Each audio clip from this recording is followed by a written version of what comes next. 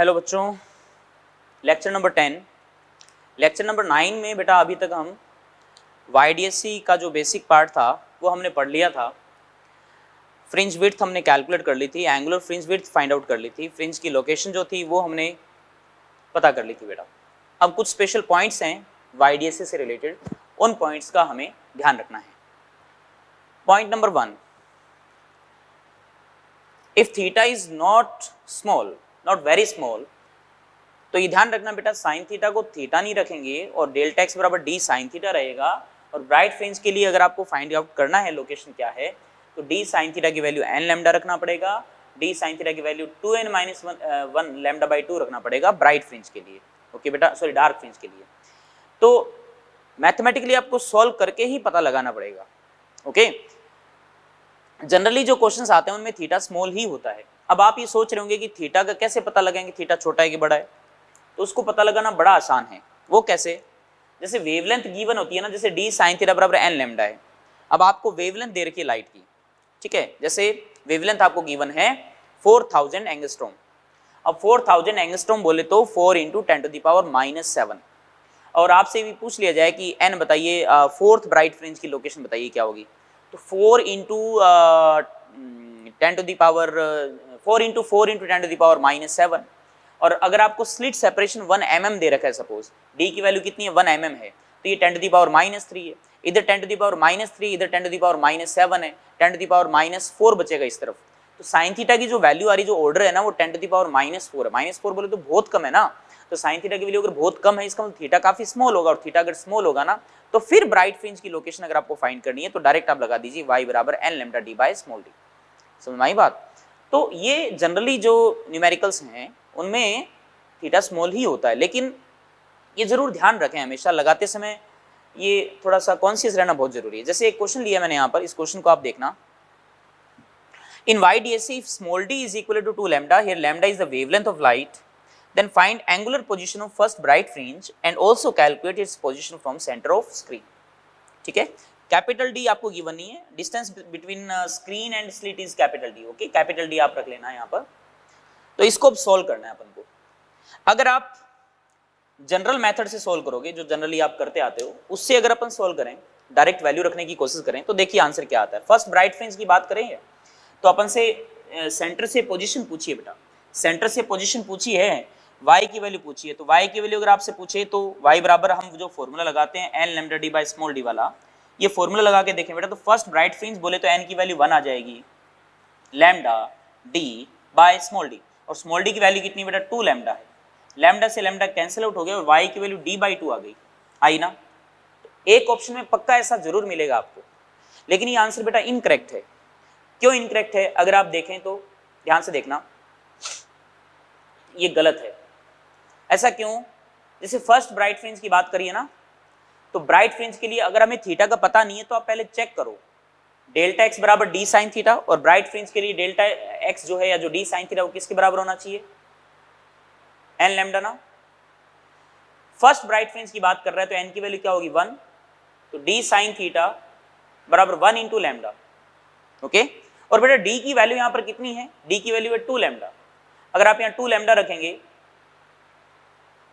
Lambda से lambda cancel out, तो sign theta की वैल्यू 1/2 आ गई। 1/2 आप जानते हो, थीटा की वैल्यू 30 डिग्री आ गई, थीटा की वैल्यू 30 डिग्री, तो 30 डिग्री स्मॉल तो है नहीं। और इसमें एक क्वेश्चन में एक चीज और पूछी अपन से, एंगुलर पोजीशन बताओ क्या होगी। कहां गया ये, हाँ ये एंगुलर पोजीशन। एंगुलर पोजीशन मैंने आपको बताया था थीटा ही होता है, तो एंगुलर पोजीशन इसकी 30 डिग्री आ गई, फर्स्ट आंसर आ गया। लेकिन अपन से y भी पूछा है, तो अगर आप YDSC को ढंग से याद करो, उस सिस्टम को, उस अरेंजमेंट को,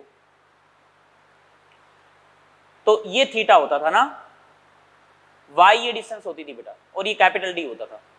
अगर आपको y कैलकुलेट करना है, कैपिटल D पता है, तो अपन को पता है परपेंडिकुलर फाइंड आउट करना है, बेस पता है, थीटा पता है, तो tan थीटा ही सही आएगा ना, tan थीटा बराबर परपेंडिकुलर बाय बेस। और थीटा की वैल्यू कितनी है 30 डिग्री है, 30 यहाँ पे रखोगे तो tan 30 is equal to y by capital D। tan 30 की वैल्यू कितनी होती है 1/√3 होती है बेटा, तो y की वैल्यू यहाँ से कितनी है 1/√3, d उधर जाएगा तो d/√3, आंसर इज d/√3 बेटा। तो d/2 यहाँ से है जो कि इनकरेक्ट है, ठीक है, तो ये जरूर आप हमेशा ध्यान रखें कि थीटा अगर छोटा नहीं है तो उस केस में बेटा ज्योमेट्री से ही सोल्व करना पड़ेगा, उस नॉर्मल वे से, नॉर्मल अप्रोच से आपको सोल्व करना है, ठीक है। नॉर्मल मतलब नॉर्मल वैसे वाली नहीं, वो वाली नहीं, इस वे से ट्रिग्नोमेट्री लगा करके, ठीक है। होप आपको समझ में आ गया होगा ये चीज, गलती ना करें बेटा, सिंपल सा क्वेश्चन होता है, फिर -5 मिलते हैं नंबर अगर ध्यान नहीं दे तो। नेक्स्ट पॉइंट की बात करें, वाईडीएसी इज परफॉर्म्ड इन लिक्विड, मतलब किसी लिक्विड के अंदर आप पूरे एक्सपेरिमेंट को परफॉर्म कर रहे हो, है ना, तो फिर क्या इफेक्ट पड़ता है, किन किन चीजों पे इफेक्ट पड़ेगा। बहुत ही सिंपल सी चीज है, अगर आप लिक्विड में परफॉर्म करोगे तो वैक्यूम के अंदर अगर लाइट की वेवलेंथ लैम्डा है ना, ध्यान रखना वैक्यूम के अंदर लाइट की वेवलेंथ लैम्डा है, वैक्यूम में लाइट की जो वेवलेंथ है वो कितनी है, लैम्डा है, तो मीडियम में कितनी हो जाएगी, lambda by mu, lambda by mu. इसका मतलब जहां जहां लैम्डा आ रहा था ना वहां वहां लैम्डा बाय म्यू टिका दो, बाकी कुछ नहीं है, सिंपल है एकदम। मतलब अगर आपको फ्रिंज विड्थ चाहिए बीटा, वो बीटा चेंज हो जाएगा, बीटा डैश बराबर, या बीटा की वैल्यू अब बीटा कितना आ जाएगा, lambda D by small D होता है ना, लैम्डा की जगह लैम्डा बाय म्यू रखना है स्मॉल डी, तो एयर के अंदर जो होता है बीटा, उसमें म्यू को डिवाइड कर दो, लिक्विड के अंदर आ जाएगा, बोलो, है ना। फ्रिंज विड्थ की बात करें, एंगुलर फ्रिंज विड्थ की बात करें, बीटा थीटा की बात करें, तो लैम्डा बाय स्मॉल डी होता है, तो उसमें भी कितना आ जाएगा, लैम्डा बाय म्यू डी आ जाएगा, तो वो भी म्यू टाइम्स कम हो जाएगा, समझ रहे बात को, म्यू से डिवाइड हो जाएगा सीधा। ब्राइट फ्रिंज की विड्थ की बात करें, ब्राइट फ्रिंज की लोकेशन की बात करें, तो y बराबर n lambda D by small D होता है, लैम्डा वहां पे भी आ रहा है, लैम्डा बाय म्यू हो जाएगा, ठीक है, तो 1 बाय म्यू टाइम्स हो गया वो भी। डार्क फ्रिंज की बात करें तो उसमें भी क्या आता है, लैम्डा आता है, तो वो भी 1 बाय म्यू टाइम्स हो जाएगा। तो सारी जो क्वांटिटीज है ना, जनरली जो क्वांटिटीज हैं, उन क्वांटिटीज में लैम्डा की जगह लैम्डा बाय म्यू रखना है, तो 1 बाय म्यू टाइम्स हो जाएगा सब में, समझ में आई बात। तो बड़ा आसान सा है लिक्विड के अंदर परफॉर्म करें तो। थर्ड है, thin colour film is introduced in front of one slit. अगर आप वाईडीएससी कर रहे हो, है ना, तो वाईडीएससी में अगर आपसे कोई कहे कि किसी एक स्लिट के आगे आपने कोई कलर फिल्म लगा दी, जैसे यहाँ पे एक सोर्स लिया आपने, अब इस सोर्स की वेवलेंथ कुछ भी है, सपोज लैम्डा है, जैसे येलो कलर आ रहा है यहाँ से,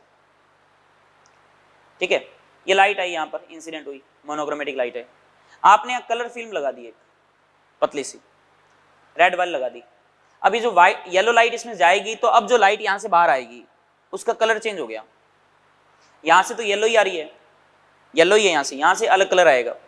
अब एक बात बताओ, कलर बोले तो फ्रीक्वेंसी, ये हमेशा माइंड में रखना, कलर बोले तो फ्रीक्वेंसी, समझ आई बात, कलर बोले तो फ्रीक्वेंसी,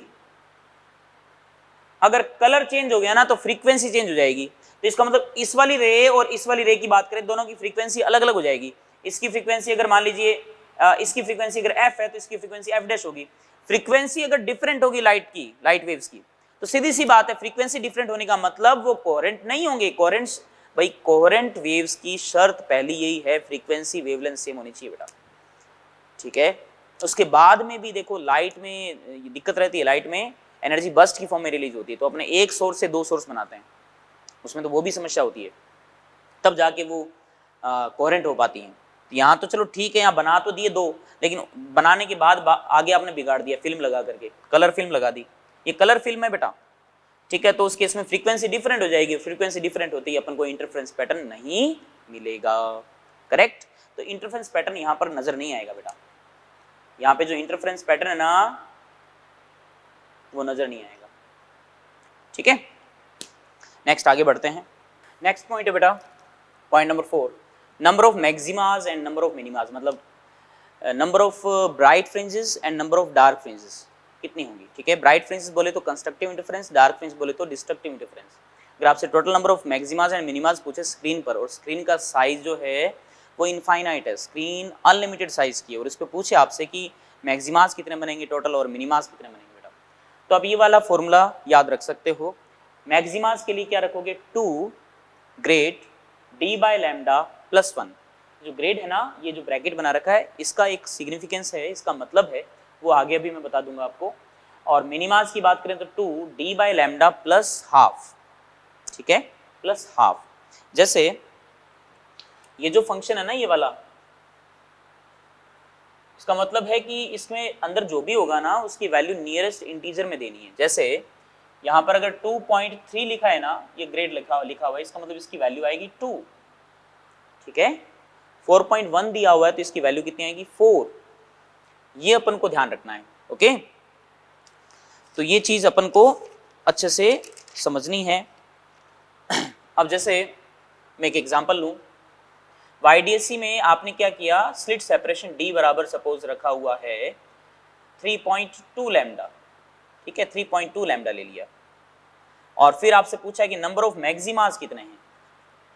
तो देखते हैं, चलो मैक्सिमास कितने आते हैं। मैक्सिमास की बात करें तो 2 ग्रेड 3.2 लैम्डा बाय लैम्डा, यहाँ पे +1 आ गया, लैम्डा से लैम्डा कैंसिल आउट हो गया, तो 3.2 का ग्रेड कितना आएगा 3 आएगा, 3 × 2 6 + 1 कितना आ गया 7 आ गया। नंबर ऑफ मिनिमास की बात करें, ठीक है, मिनिमास या डिस्ट्रक्टिव इंटरफेरेंस या डार्क फ्रिंज की बात करें तो इसको भी देख सकते हैं, देखो 2 d बाय लैम्डा करोगे तो 3.2 आएगा ना, प्लस 1/2 मतलब 0.5 बराबर। अब 0.5 और 3.2 कितना आएगा 3.7 आया, 3.7 का भी ग्रेड कितना आएगा 3 आएगा, और 3 × 2 कितना आया 6 आया। तो नंबर ऑफ मैक्सिमास तो यहाँ पर 7 है, लेकिन नंबर ऑफ मिनिमास कितने बेटा यहाँ पर 6 है। तो बहुत ही सिंपल सा फॉर्मूला है, आप लगा करके मैक्सिमास एंड मिनिमास फाइंड कर सकते हो बेटा। नेक्स्ट खास पॉइंट है शेप ऑफ फ्रिंज। YDSC है ना, यंग्स डबल स्लिट एक्सपेरिमेंट है, तो बेटा इसके अंदर स्लिट्स ली जाती हैं, ओके, स्लिट्स। तो स्लिट्स में जो सोर्स बनते हैं ना, वो मैंने आपको बताया था लाइन सोर्स बनते हैं बेटा, और लाइन सोर्स से जो वेव फ्रंट जनरेट होते हैं ना, वो वेव फ्रंट सिलेंड्रिकल बनते हैं। स्लिट में से स्लिट्स बनाओगे आप, आपने कार्डबोर्ड लिया, उसमें ब्लेड से यूं कट कर दिया, ब्लेड से यूं कट कर दिया, स्लिट बन गई। स्लिट बोले तो लाइन सोर्स, और लाइन सोर्स जो वेव्स बनेंगे ना, वेव फ्रंट जो बनेंगे वो सिलेंड्रिकल शेप में होंगे, और सिलेंड्रिकल शेप के जो वेव फ्रंट जब आपस में इंटरफेयर करेंगे ना, तो उस केस में जो इंटरफेरेंस जो मैक्सिमाज होंगे ना, उनका लोकस स्ट्रेट लाइन होगा, ठीक है। मिनिमाज का जो होगा ना, वो भी लोकस स्ट्रेट लाइन होगा। तो ये हमेशा माइंड में रखना, स्लिट्स अगर हैं तो स्ट्रेट लाइन बनेगी, फ्रिंजेस का जो शेप होगा ना वो स्ट्रेट लाइन होगा। Is that clear? लेकिन अगर आप स्लिट की बजाय पिन होल कर दें, जैसे कार्डबोर्ड था उसमें 2 छोटे छोटे छेद कर दिए, पिन होल कर दिए, ठीक है। अब पिन होल पर जैसे ही सोर्स से जो वेव फ्रंट है इंसिडेंट होगा, तो फिर पिन होल से वेव फ्रंट कैसा जनरेट होगा, स्फेरिकल, हेमिस्फेरिकल, ठीक है। तो वो हेमिस्फीयर जो बनेगा, जो स्फेरिकल शेप में जो बनेंगे, वो आपस में इंटरफेयर करेंगे। तो उस केस में जो इंटरसेक्शन पॉइंट होगा पर्टिकुलर मैक्सिमा के लिए या पर्टिकुलर मिनिमास के लिए, या जो लोकस होगा, वो फिर स्ट्रेट लाइन होना जरूरी नहीं है ना। जो लोकस होगा बेटा हाइपरबोलिक होता है। तो ये हमेशा माइंड में रखना, पिन होल अगर आप लोगे ना, तो पाथ कैसा होगा, ये हाइपरबोलिक। सेंटर वाली जो दिख रही है आपको, ये तो स्ट्रेट लाइन ही बनेगी, सेंटर वाली तो स्ट्रेट लाइन ही बनेगी, उसमें कोई दिक्कत नहीं। लेकिन ऊपर और नीचे बात करें ना, तो ये हाइपरबोलिक बनेगा बेटा। तो ये आप जरूर याद रखें, पिन होल्स अगर हैं तो हाइपरबोलिक, स्लिट्स हैं तो straight line. 6 number point, if size of screen is fixed. Screen जो आपने ले रखी है ना, YDSC जो आप परफॉर्म कर रहे हो, तो स्क्रीन का साइज फिक्स्ड है। मान लीजिए लेंथ ऑफ स्क्रीन अगर L है सपोज, है ना, लेंथ ऑफ स्क्रीन मैं ले लेता हूं L,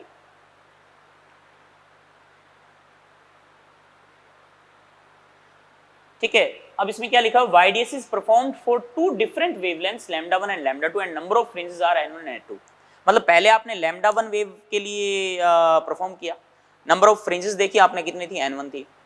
फिर λ2 के लिए देखा तो नंबर ऑफ फ्रिंजेस कितनी थी, n2 थी, ठीक है। नंबर ऑफ फ्रिंजेस चाहे वो डार्क हो चाहे वो ब्राइट हो। तो अगर L की बात करें तो जैसे मैंने अभी भी थोड़ी देर पहले बताया था आपको, L जो है वो किसके बराबर होगा, जैसे λ1 के लिए परफॉर्म किया आपने, नंबर ऑफ फ्रिंजेस कितनी, n1 है, एक फ्रिंज की विड्थ कितनी होगी, lambda d by small D ना, λ1 यूज किया तो λ1 d बाय स्मॉल डी एक फ्रिंज की विड्थ है, n1 से मल्टीप्लाई कर देंगे अपन तो स्क्रीन की लेंथ आ जाएगी पूरी पूरी। ऐसे ही λ2 के लिए जब आप यूज करोगे तो n2 है नंबर ऑफ फ्रिंजेस, तो n2 into λ2 into d by small d. अब ये L दोनों में बराबर बेटा, तो d by small d cancel out हो जाएगा, तो यहाँ पर अपने पास रिलेशन आ जाएगा n1 λ1 बराबर n2 λ2। तो कई बार न्यूमेरिकल्स डायरेक्ट पूछ लिए जाते हैं कि आपने पहले λ1 वेवलेंथ यूज करके परफॉर्म किया, नंबर ऑफ फ्रिंजेस इतनी है, फिर लैम्डा टू वेवलेंथ को यूज किया तो बताइए नंबर ऑफ फ्रिंज कितनी बनेगी स्क्रीन के ऊपर। तो बहुत ही सिंपल है, n1 लैम्डा 1 बराबर n2 लैम्डा 2, डायरेक्ट बेटा आप अप्लाई कर सकते हो फॉर्मूला। नेक्स्ट पॉइंट है, अगर आप YDSC में व्हाइट लाइट को अगर यूज करें तो क्या दिखेगा पैटर्न अपन को ना। व्हाइट लाइट बेटा 7 कलर्स का कॉम्बिनेशन है ना, सातों रंग है इसके अंदर विद ग्योर, और अपन को पता है रेड की तरफ जाने पर लैम्डा की वैल्यू इंक्रीज होती है। इसका मतलब अलग अलग कलर के लिए लैम्डा अलग अलग है, लेकिन ये है कि व्हाइट लाइट का जो सोर्स लोगे उसमें जो S1 और S2 जो स्लिट होंगी, तो यहां से अगर रेड पास होगा तो यहां से भी रेड पास होगा, रेड वाला रेड वाले के साथ इंटरफेयर करेगा, ब्लू वाला ब्लू वाले के साथ इंटरफेयर करेगा। इसका मतलब इंटरफेरेंस पैटर्न तो दिखेगा सामने अपन को स्क्रीन पे। ओके हाँ, रेड वाला ब्लू वाले के साथ नहीं करेगा, रेड वाला येलो वाले के साथ नहीं करेगा, रेड वाला रेड वाले के साथ ही करेगा, ब्लू वाला ब्लू वाले के साथ ही करेगा। समझ बात।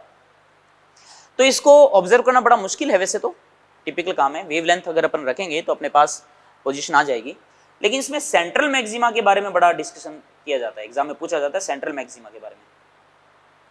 सेंट्रल मैक्सिमा की बात करें तो अपन को मालूम है सेंट्रल मैक्सिमा जो मैक्सिमा है उसकी जो विड्थ होती है ना बीटा, वो lambda D by small D होती है ना, और यहां पर लैम्डा जो है रेड का सबसे ज्यादा होगा, तो मैं ये कह सकता हूं जो रेड लाइट होगी ना उसका जो बीटा होगा वो सबसे ज्यादा होगा, lambda R D by small D, और वॉयलेट के लिए सबसे छोटा होगा, lambda V D by small D. तो सेंट्रल मैक्सिमा है ना उसकी जो फ्रिंज है वो फ्रिंज मान लीजिए ऐसे बनी हुई है। तो सबसे पहले जैसे मैंने वॉयलेट कलर लिया, वॉयलेट की जो फ्रिंज बनेगी, वॉयलेट की जो फ्रिंज बनेगी उस फ्रिंज की जो विड्थ है ये वाली आ गई, lambda V D by small D. फिर वॉयलेट के बाद में इंडिगो आएगा, इंडिगो की फ्रिंज विड्थ थोड़ी सी ज्यादा होगी, इससे हल्की ज्यादा होगी, समझ आ रही बात। फिर ब्लू की भी थोड़ी ज्यादा होगी, फिर ग्रीन की, फिर ऐसे करते करते सबसे बड़ी किसकी होगी, रेड की होगी। देखो रेड की होगी ना, इसका मतलब देखो कॉमन जो पार्ट है, देखो यहां पर ओवरलैपिंग हो रही है, देखो ओवरलैपिंग किसकी, सेंटर वाला जो पार्ट दिख रहा है आपको वॉयलेट वाला, वॉयलेट के ऊपर इंडिगो भी आएगा, इंडिगो पक्का उसको कवर कर लेगा, ब्लू उसको ब्लू इंडिगो को कवर कर लेगा, ग्रीन ब्लू को कवर कर लेगा, मतलब रेड जो है ना, रेड कलर जो है ना सबको कवर कर लेगा। तो कॉमन जो कलर है यहां पर देखा जाए ये वाला पार्ट, इसमें सारे कलर मिक्स हो रहे हैं, तो ये तो पूरा व्हाइट हो जाएगा, ये तो कंफर्म है, ये तो पूरा व्हाइट होगा। लेकिन जो इसके किनारे है ना, जो एजेस है ना, वो थोड़े कलर में होंगे हल्के से, और आउटर एज जो होगा ना वो रेडिश होगा, क्योंकि रेड की जो विड्थ है वो ज्यादा है। तो सेंट्रल ब्राइट फ्रिंज का जो आउटर एज है ना वो रेडिश में होगा, लाल कलर में होगा। बात आगे समझ में। और सेंटर जो है, सेंट्रल ब्राइट फ्रिंज का जो सेंट्रल पार्ट है, सेंट्रल ब्राइट फ्रिंज का सेंट्रल पार्ट जो है वो व्हाइट होगा, क्योंकि वहां पर सारे के सारे जो कलर हैं वो कवर कर रहे हैं एक दूसरे को। हमारी बात बेटा। तो इस तरीके से व्हाइट लाइट को अगर यूज करें तो क्या पूछ सकता है, वो भी अपन जवाब दे सकते हैं बेटा। अब इसमें नेक्स्ट जो स्पेशल पॉइंट है वो है बेटा कि अगर आप किसी स्लिट के आगे एक ट्रांसपेरेंट स्लैब रख दें तो उससे क्या इफेक्ट पड़ता है। तो इस आर्टिकल के अंदर अपन ऑप्टिकल पाथ और ज्योमेट्रिकल पाथ के बारे में थोड़ा डिस्कस करने जा रहे हैं बेटा, ठीक है। Geometrical path and optical path. एक मैंने स्लैब ली है, रिफ्रैक्टिव इंडेक्स है म्यू और स्लैब का जो थिकनेस है वो है टी। बाहर एयर अज्यूम कर लीजिए आप, एयर बोले तो रिफ्रैक्टिव इंडेक्स कितना 1। यहां पर एक लाइट रे मैंने इंसिडेंट करवाई है बेटा, ये लाइट रे इस मीडियम में जाएगी। एयर के अंदर लाइट की स्पीड होती है c, और मीडियम के अंदर v मैंने अज्यूम किया, और v बराबर कितना आ जाएगा c बाय म्यू, ठीक है। इसमें कोई डाउट नहीं होना चाहिए। सेम रेफरेंस से, सेम लाइन से मैंने एक लाइट रे वैक्यूम के अंदर मतलब या एयर के अंदर मैंने ट्रेवल करवाई है। देखो यहाँ से दोनों रे मैंने कंसीडर की है, यहाँ से यहाँ तक दोनों का पाथ सेम होगा, तो इसका मतलब यहाँ से और यहाँ से दोनों रे बेटा सेम टाइम में यहाँ तक पहुंचेगी इन दोनों पॉइंट पर, ठीक है। उसके बाद में इसमें तो लाइट की स्पीड थोड़ी घट जाएगी, और यहाँ पर एयर में ही ट्रैवल कर रही है लाइट, तो लाइट उसी सेम स्पीड से आगे प्रोपागेट करेगी। जब ये लाइट यहाँ से यहाँ पहुंचेगी, मान लीजिए टाइम लग गया t, और उसी सेम टाइम t के अंदर लाइट जो है वो यहाँ से यहाँ तक पहुंच गई, इसको भी सेम टाइम लगा t टाइम में यहाँ से यहाँ तक पहुंची, ये t टाइम में यहाँ से यहाँ तक पहुंची। कितना डिस्टेंस ट्रैवल किया इसने, स्मॉल t यहाँ पे टाइम नहीं है, small t is the thickness of the slab. तो बेटा एक बात बताइए, इस रे की बात करूं तो यहाँ पर v बराबर मैं लिख सकता हूं स्पीड बराबर डिस्टेंस, या डिस्टेंस लिख दो सिंपल, डिस्टेंस t बराबर स्पीड इंटू टाइम vt, और v की वैल्यू कितनी बेटा c by mu into T, है ना। और यहाँ पर एयर के अंदर जो वेव जो ट्रेवल कर रही है, जो लाइट ट्रेवल कर रही है, उसी सेम टाइम के अंदर वो देखो ये डिस्टेंस ट्रेवल कर रही है, इस डिस्टेंस को मैंने t डैश मान लिया। तो यहाँ पर डिस्टेंस जो आएगी वो स्पीड इंटू टाइम टी हो गया, सी टी हो गया, हुआ कि नहीं हुआ? तो यहाँ सी टी को मैं टी डैश लिख सकता हूँ, तो इसका मतलब टी बराबर आ गया टी डैश बाई म्यू, तो टी डैश बराबर आ गया म्यू इंटू में टी, करेक्ट, म्यू इंटू में टी। मतलब अगर लाइट मीडियम में टी डिस्टेंस ट्रेवल करती है तो उसी सेम टाइम के अंदर लाइट वैक्यूम में mu times T distance travel करेगी, ये हमेशा याद रखें आप। तो यहां पर जो टी है ना, टी, इसको तो बोलते हैं ज्योमेट्रिकल पाथ,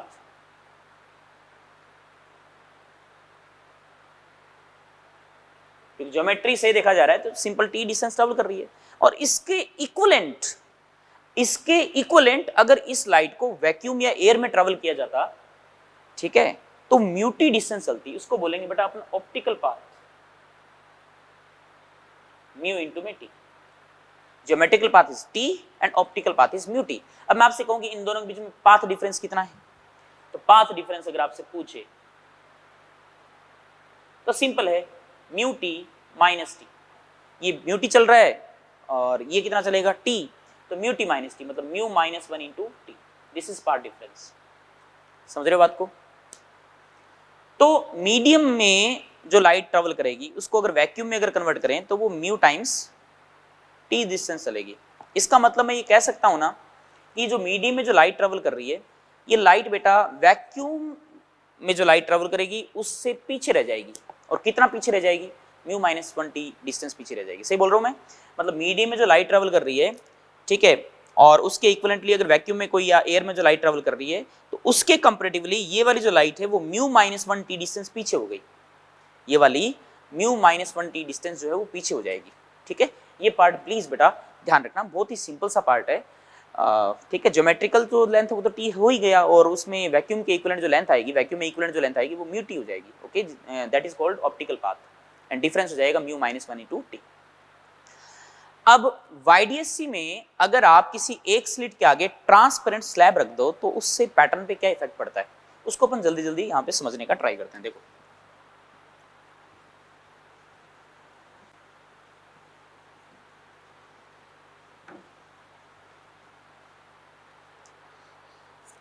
देखना बेटा,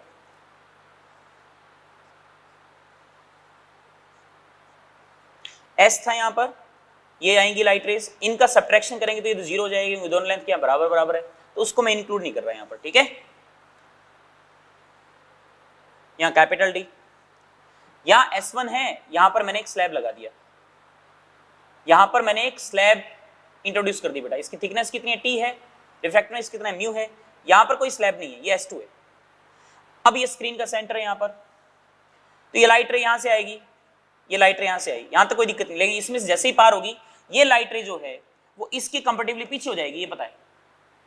ठीक है, तो इसको स्लैब को वैक्यूम में कन्वर्ट कर देना है। वैक्यूम में कन्वर्ट करेंगे तो अपन को मालूम है कि वो म्यू माइनस वन टी जो है ना स्लैब वाली, वो पीछे हो जाएगी, पीछे हो जाएगी। तो अपन क्या करेंगे, इसको हटा देंगे। यहां पर मेरी बात को समझ रहे हो, इसको मैंने हटा दिया, यहां पर हटा करके मैं सिंपली एयर बना देता हूं, और एयर बनाने के बाद जो S1 है ना, इस S1 को मैंने पीछे शिफ्ट कर दिया यहां पर। S1 अब यहां हो गया, S1 अब यहां हो चुका है देखो, और S1 ये जो डिस्टेंस है ये कितनी हो जाएगी, mu minus one into T होगी डिस्टेंस। समझ रहे हो ना, this distance is mu minus one into T, और ये S2 है यहां पे पड़ा है, और यहां से ही वेव आएंगी और यहां पर जाके ये इंटरफेरेंस होगा। ये डिस्टेंस कितनी है, d है, ये डिस्टेंस कितनी है, x2 है ये वाली, और ये यहां से यहां तक कितनी है, x1 है। अब वहां पर उस पॉइंट P पर इंटरफेरेंस हुआ और ये मान लीजिए एंगल है थीटा, ये P पॉइंट है। अब आपसे कोई कहीं बताइए पार्ट डिफरेंस कितना होगा, तो डेल्टा एक्स की बात करें यहां पर, ध्यान देना डेल्टा एक्स कितना आएगा, डेल्टा एक्स आएगा S2P माइनस S1P, और S1P कितना है, S1P है mu minus one into T minus का x1, और S2P कितना है, x2 है। समझ रहे हो ना, तो x2 में से म्यू माइनस वन टी भी घटाना है और x1 भी घटाना है, तो डेल्टा एक्स जो आया हमारे पास वो आ जाएगा, देखो ये यहां पर मैंने सॉरी यहां गलत कर दिया, यहां प्लस होगा, तो इसमें से ये वाला पार्ट घटाना है, तो अब x2 माइनस x1 यहां लिख दूंगा मैं, माइनस का mu minus one into T. अब x2 माइनस x1 को देखो आप गौर से, ये x2 ये x1, ये ज्योमेट्रिकली देखो x2 में से x1 यही आएगा ना, पहले भी कर चुके हैं, ये वाला एंगल थीटा था, ये d, तो कितना आएगा, d साइन थीटा, तो इसका मतलब x2 माइनस x1 को d साइन थीटा लिख सकता हूं मैं, तो डेल्टा x बराबर आ गया d sine theta minus mu minus 1 into T. इसका मतलब d साइन थीटा की जो वैल्यू है हमारे पास वो हम यहां पे रख सकते हैं कुल मिला के। अब थीटा अगर छोटा है और कंस्ट्रक्टिव इंटरफेरेंस की बात कर रहे हैं, मतलब ब्राइट फ्रिंज की बात कर रहे हैं, and theta is very small, तो डेल्टा एक्स ब्राइट फ्रिंज के लिए डेल्टा एक्स क्या आएगा, N lambda D sine theta की क्या रख दो, theta minus mu minus 1 into T. अब थीटा क्या है, थीटा देखो ये थीटा, ये वाई आ गया, ये कितना कैपिटल डी, थीटा छोटा है तो वाई बाई कैपिटल डी हो जाएगा, थीटा बराबर आर्क अपॉन रेडियस।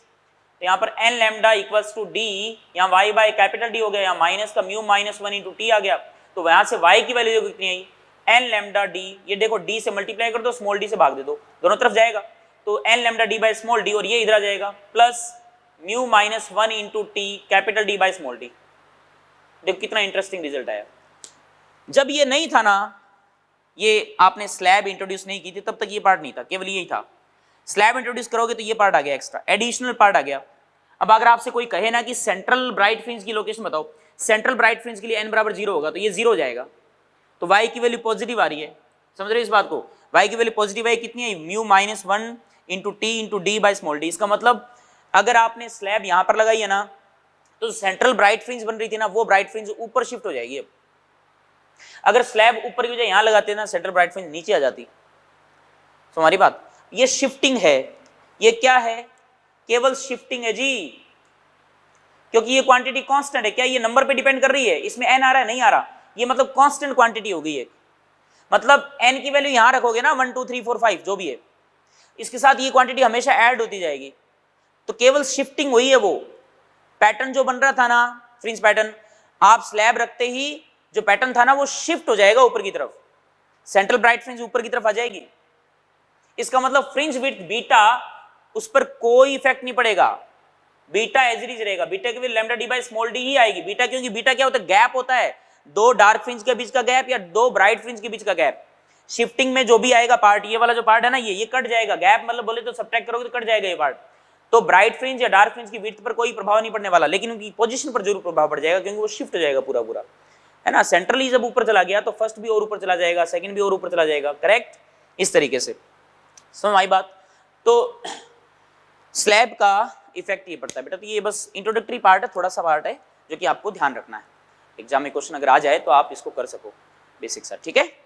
और अगर आपसे ये पूछे बताओ कि यहाँ पर कौन सी फ्रिंज बनेगी, यहाँ पर, तो y बराबर 0 पे अगर आपसे पूछे तो y बराबर 0 रख दो, फिर n की वैल्यू निकाल लो, है ना, कि कौन सी वहाँ पे ब्राइट फ्रिंज बनेगी या डार्क फ्रिंज बनेगी, वो हम कैलकुलेट कर सकते हैं बेटा। तो चलो आगे अपन, अब ये YDSC आपका खत्म हो चुका है। इस YDSC में कुछ न्यूमेरिकल्स हैं, कुछ क्वेश्चंस हैं, वो क्वेश्चंस में अब लेता हूँ बेटा। एग्जाम्पल 1 YDSC से रिलेटेड है। In YDSC intensity at point where path difference is lambda is k, find intensity at point where path difference is lambda by 3। Simple सा क्वेश्चन है, देखो आप कर सकते हो ट्राई। कह रहा है जब पाथ डिफरेंस लैम्डा है ना, तो इंटेंसिटी जो है वो k है। अब एक चीज सुनो, अपन को इंटेंसिटी दोनों स्लिट की दे नहीं रखी है, तो अगर गिवन नहीं हो ना तो आप I0 मतलब सेम मान लिया करो। तो जो स्क्रीन होगी, उस स्क्रीन पर जो इंटेंसिटी मिलेगी ना अपन को I बराबर, वो किसके बराबर होगा, 4I0 cos स्क्वायर डेल्टा 5/2। समझ रहे हो ना, डेल्टा 5/2, डेल्टा 5 फेज डिफरेंस होता है, वो अपन जानते हैं 2 pi by lambda into delta x होता है। तो ये कह रहा है कि लैम्डा की वैल्यू जब सॉरी पार्ट डिफरेंस जब लैम्डा है तो लैम्डा रखोगे, तो लैम्डा से लैम्डा कट गया, डेल्टा 5 की वैल्यू 2 पाई आ गई, और डेल्टा 5 की वैल्यू 2 पाई यहाँ रखोगे, 2 पाई से 2 कट गया तो पाई बचा, कोस पाई की वैल्यू -1 होती है, लेकिन स्क्वायर करोगे तो 1 हो जाएगी।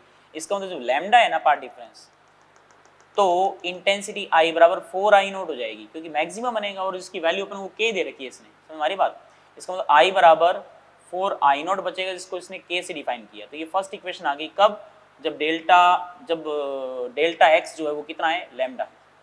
दूसरे केस में कह रहा है find intensity at point where part difference is lambda by 3। तो पार्ट डिफरेंस जब लैम्डा बाई 3 होगा, लैम्डा बाई 3 चलो रख देते हैं, लैम्डा से लैम्डा कट गया बेटा, तो डेल्टा 5 2 पाई बाई लैम्डा आ गया।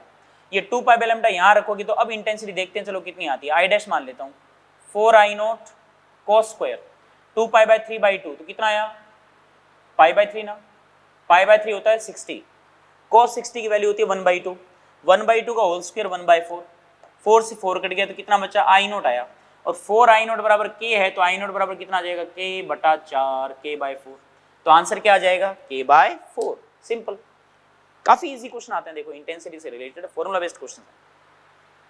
नेक्स्ट क्वेश्चन देखिए, स्मॉल डी गिवन है, स्मॉल डी वही अंडरस्टूड आप, ठीक है, लैम्डा गिवन है, कैपिटल डी भी गिवन है आपको, ये सारी वैल्यूज दे रखी है। Find distance between third dark fringe and fifth bright fringe, formula based question है। लैम्डा की वैल्यू वैसे काफी स्मॉल है, डी की वैल्यू 1 mm है, इसका मतलब ये तो है ही कहीं जो थीटा है वो काफी स्मॉल ही रहने वाला है। यहाँ पर थीटा काफी स्मॉल होगा तो अपन वो फॉर्मूलाज लगा सकते हैं। तो मैं आपसे कहूँ कि बताइए थर्ड डार्क फ्रिंज क्या होगी, तो y बराबर, डार्क के लिए बात करें 2n-1 lambda D by 2d ना, n की वैल्यू 3 रखनी है, यहाँ पे 3 रखोगे तो 3 दूना 6 -1 कितना आ गया 5 लैम्डा डी बाई 2d, ये तो थर्ड डार्क फ्रिंज की पोजीशन आ गई। और फिफ्थ ब्राइट फ्रिंज की बात करें n lambda D by small D, और n की वैल्यू कितनी आएगी 5 lambda D by small d. अब ये कह रहा है इनमें डिस्टेंस में डिफरेंस कितना है, गैप कितना है, डिस्टेंस पूछिए इन दोनों के बीच की, तो घटा दो, इसमें से सबट्रैक्ट करोगे तो डिस्टेंस डेल्टा वाई लिख दो, तो इसमें ये ज्यादा है तो ज्यादा वाली में से कम को घटा दो, 5 lambda D by small D में से 5 लैम्डा डी बाई 2d घटाओगे तो कितना बचेगा 5 लैम्डा डी बाई 2d बचेगा ना, हाफ ही तो बचेगा इसका, खत्म। आगे बेटा आप लैम्डा की वैल्यू आपको दे रखी है, ये रख सकते हो, डी की वैल्यू भी रख सकते हो, प्रॉपरली रखना, 1 mm है इसको मीटर में कन्वर्ट कर लेना, स्मॉल डी की वैल्यू रख सकते हो, तो डेल्टा वाई की वैल्यू आपके पास आ जाएगी, ठीक है। Next, in YDSC, C is the center of screen. If angle S1 CS2 is equal to theta and wavelength is lambda, then find fringe width. S1 और S2 जो है ना वो स्लिट्स हैं, S1 S2, ठीक है। तो ये थीटा दे रखा है एंगल, और अपन से फ्रिंज विड्थ पूछिए, आप ट्राई कर सकते हो। फ्रिंज विड्थ क्या होती है बेटा, fringe width lambda D by small D, है ना। लैम्डा तो अपन को दे रखा है प्रश्न में, लेकिन बाकी डी बाय स्मॉल डी इनकी वैल्यूज गिवन नहीं है अपन को। लेकिन चलो ये डायग्राम का कह रहा है तो डायग्राम बनाते हैं अपन, उसमें एंगल देखते हैं, एंगल कौन सा होगा। ये देखो, ये S1 ये S2, ये सेंटर है, यहाँ पे स्क्रीन है, कह रहा है स्क्रीन का जो सेंटर है वो C है, और ये कह रहा है कि S1 को C से मिला दो, S2 को C से मिला दो, ये, और कह रहा है कि ये वाला जो एंगल है ना ये थीटा है जी। अच्छा, ये डिस्टेंस तो अपन जानते हैं कैपिटल डी है, तो एक बात बताओ, एंगल काफी छोटा है ना, एंगल छोटा जनरली हिंदी रखा तो छोटा ही मानते हैं अपन, थीटा बराबर एंगल बराबर आर्क अपॉन रेडियस ना, रेडियस कितनी होगी रे, रेडियस होगी कैपिटल डी, दोनों के बीच की डिस्टेंस, तो एंगल बराबर arc upon radius D by capital D, ये लो आ गया। और यहाँ पर फ्रिंज विड्थ पूछिए, बीटा बराबर lambda D by capital D जो है वो थीटा है, तो capital D by small D क्या हो जाएगा 1 अपॉन थीटा, तो आंसर आ गया लैम्डा बाय थीटा, है ना। कितना आसान है देखो, ये फ्रिंज विड्थ आ गई बेटा। चलिए नेक्स्ट देखते हैं। इन YDSC intensity eight A point on screen is 75% of the maximum value, मतलब स्क्रीन पर एक पॉइंट है जहां पर इंटेंसिटी जो है ना वो मैक्सिमम का 75% है। Find minimum phase difference between waves arriving at this point from the two slits, ठीक है, आप ट्राई कर सकते हो बेटा। अच्छा, I बराबर अगर आपको नहीं दे रखा हो दोनों स्लिट से, तो अपन यही मानेंगे सेम है, तो I बराबर 4I0 cos स्क्वायर डेल्टा 5/2 बेटा। I0 क्या है, I0 है एक स्लिट की इंटेंसिटी, एक स्लिट से जो वेव आ रही है, तो दोनों से सेम मानी मैंने I0। तो ये कह रहा है जो I है ना वो मैक्सिमम का 75% है। अच्छा, मैक्सिमम कौन सा है यहाँ पर, मैक्सिमम वैल्यू कितनी आएगी बताओ, यहाँ पर 4I0 ही तो आएगी, तो 4I0 का 75% कितना होगा, 4I0 का 75% होगा इंटू में 3/4, 4I0 का 75% होगा 4I0 इंटू 3/4 बराबर 4I0 cos स्क्वायर डेल्टा 5/2, यहां से 4I0 से 4I0 कट गया, cos स्क्वायर डेल्टा 5/2 अंडररूट करोगे तो अंडररूट 3/2 आ गया, ये आ गया cos डेल्टा 5/2 की वैल्यू, बोलो। और अपन से मिनिमम फेज डिफरेंस पूछा है, क्योंकि अपन को पता है कॉस की जो वैल्यू ये पॉजिटिव आई है ना, कॉस की जो वैल्यू पॉजिटिव होती है वो फर्स्ट क्वाड्रेंट में भी होती है और थर्ड क्वाड्रेंट में भी होती है इवन, ठीक है। यहाँ पर नेगेटिव भी ले सकते थे, अनरूट किया तो नेगेटिव भी आ सकता था, पॉजिटिव नेगेटिव दोनों आते, लेकिन मिनिमम एंगल पूछा है, मिनिमम को मतलब फर्स्ट क्वाड्रेंट ही लेंगे अपन यहाँ पर। और अपन को अच्छे से मालूम है कि cos की वैल्यू अगर √3/2 आई है, इसका मतलब जो एंगल है ना वो पक्का 30 डिग्री है, अग्री। तो ये वाला एंगल पक्का 30 डिग्री होना चाहिए। और रेडियन में बात करें तो Δ∅/2 की जो वैल्यू है ना, चलो डिग्री में बोल सकते हो, कोई दिक्कत नहीं है, ठीक है। फेज डिफरेंस रेडियन में लिख देते हैं, अच्छा रहेगा। तो Δ∅/2 जो है वो पक्का 30 डिग्री होना चाहिए, बोले तो π/6 होना चाहिए। 2 से काट दो बेटा 3, तो फेज डिफरेंस कितना आ गया बेटा, Δ∅ बराबर π/3, आंसर आ गया, देखो है ना। तो बहुत ही आसान है। चलो एक दो क्वेश्चन और देखते हैं। Next example, beam consists of two wavelengths 650 nanometre and 520 nanometre in YDSC, है ना। दो वेवलेंथ की लाइट हमने ली है यहाँ पर, ठीक है ना, बाइक्रोमेटिक लाइट है।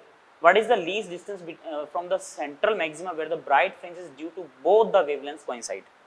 तो आपने λ1 और λ2 दो वेवलेंथ की वेव यूज की है, और अपन से पूछा है कि सेंट्रल मैक्सिमा से मिनिमम डिस्टेंस बताइए जहां पर दोनों वेव्स के लिए, दोनों वेवलेंथ के लिए वेव्स के लिए जो मैक्सिमा है वो कोइंसाइड करे। अब जैसे λ1 अपन को दे रखा है, एक दे रखा है λ2। अब λ1 वाली जो वेव है उसका मान लीजिए nth मैक्सिमा बन रहा है किसी पॉइंट पर, और उसी पॉइंट पर λ2 वाली वेव का mth मैक्सिमा बन रहा है, ठीक है। अब ये n और m दोनों बराबर होना जरूरी तो नहीं है ना, n की वैल्यू हो सकता है 3 हो, m की वैल्यू हो सकता है 6 हो या 7 हो, कुछ भी। इसका मतलब अगर सेम पॉइंट पर कोइंसाइड कर रहे हैं तो y की वैल्यू सेम होगी, है ना। y होता है ना स्क्रीन पे, इस पोजीशन पर y पर λ1 वाले के लिए मान लीजिए nth मैक्सिमा बन रहा है यहाँ पर, तो आप क्या लिखोगे, उसके लिए क्या लिखोगे, n λ1 d/d। और इसी पॉइंट पर λ2 वेवलेंथ वाली जो लाइट है ना उसका mth मैक्सिमा बन रहा है वहां पर, यहीं पे ही mth मैक्सिमा बन रहा है, तो m इंटू λ2 d/d, ये कोइंसाइड कर रहा है ना। तो अपन से ये y पूछा, y की वैल्यू बताओ कितनी होगी, यही तो y है। y अपन तभी कैलकुलेट कर सकते हैं जब आपके पास n या m की वैल्यू हो। चलो तो सबसे पहले इनको सॉल्व करते हैं इन दोनों को।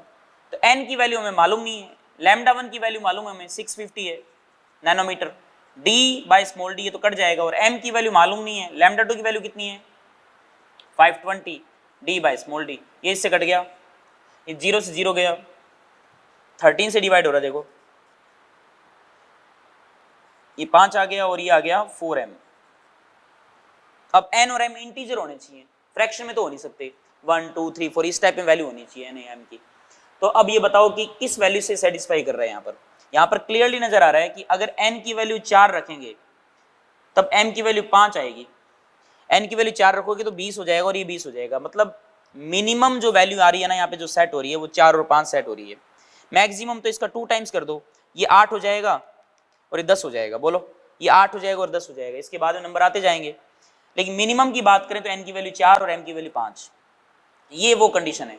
अब आपको y की मिनिमम वैल्यू पूछी है ना, तो y बराबर ये वाला लगाओगे तो n ले लो, ये वाला लगाओगे तो m ले लो, ये वाला लगाते हैं तो n की वैल्यू 4 आ रही है यहाँ पर, तो n बराबर 4 इंटू में λ1 कितना है 650 है नैनोमीटर है, तो 10⁻⁹ हो गया।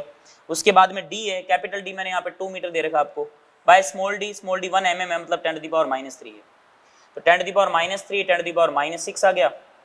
ये इसको थोड़ा मल्टीप्लाई कर लीजिए और y की वैल्यू आ जाएगी, ठीक है बेटा। इस तरीके से अपन कैलकुलेट कर सकते हैं।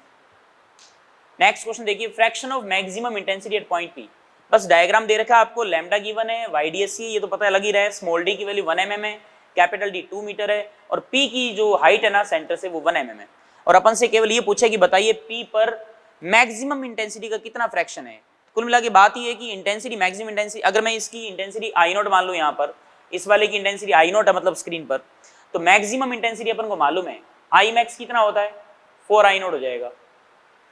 और किसी अलग पोजीशन पर इंटेंसिटी चाहिए तो I बराबर 4I0 cos के Δ∅/2 होता है, यही तो है।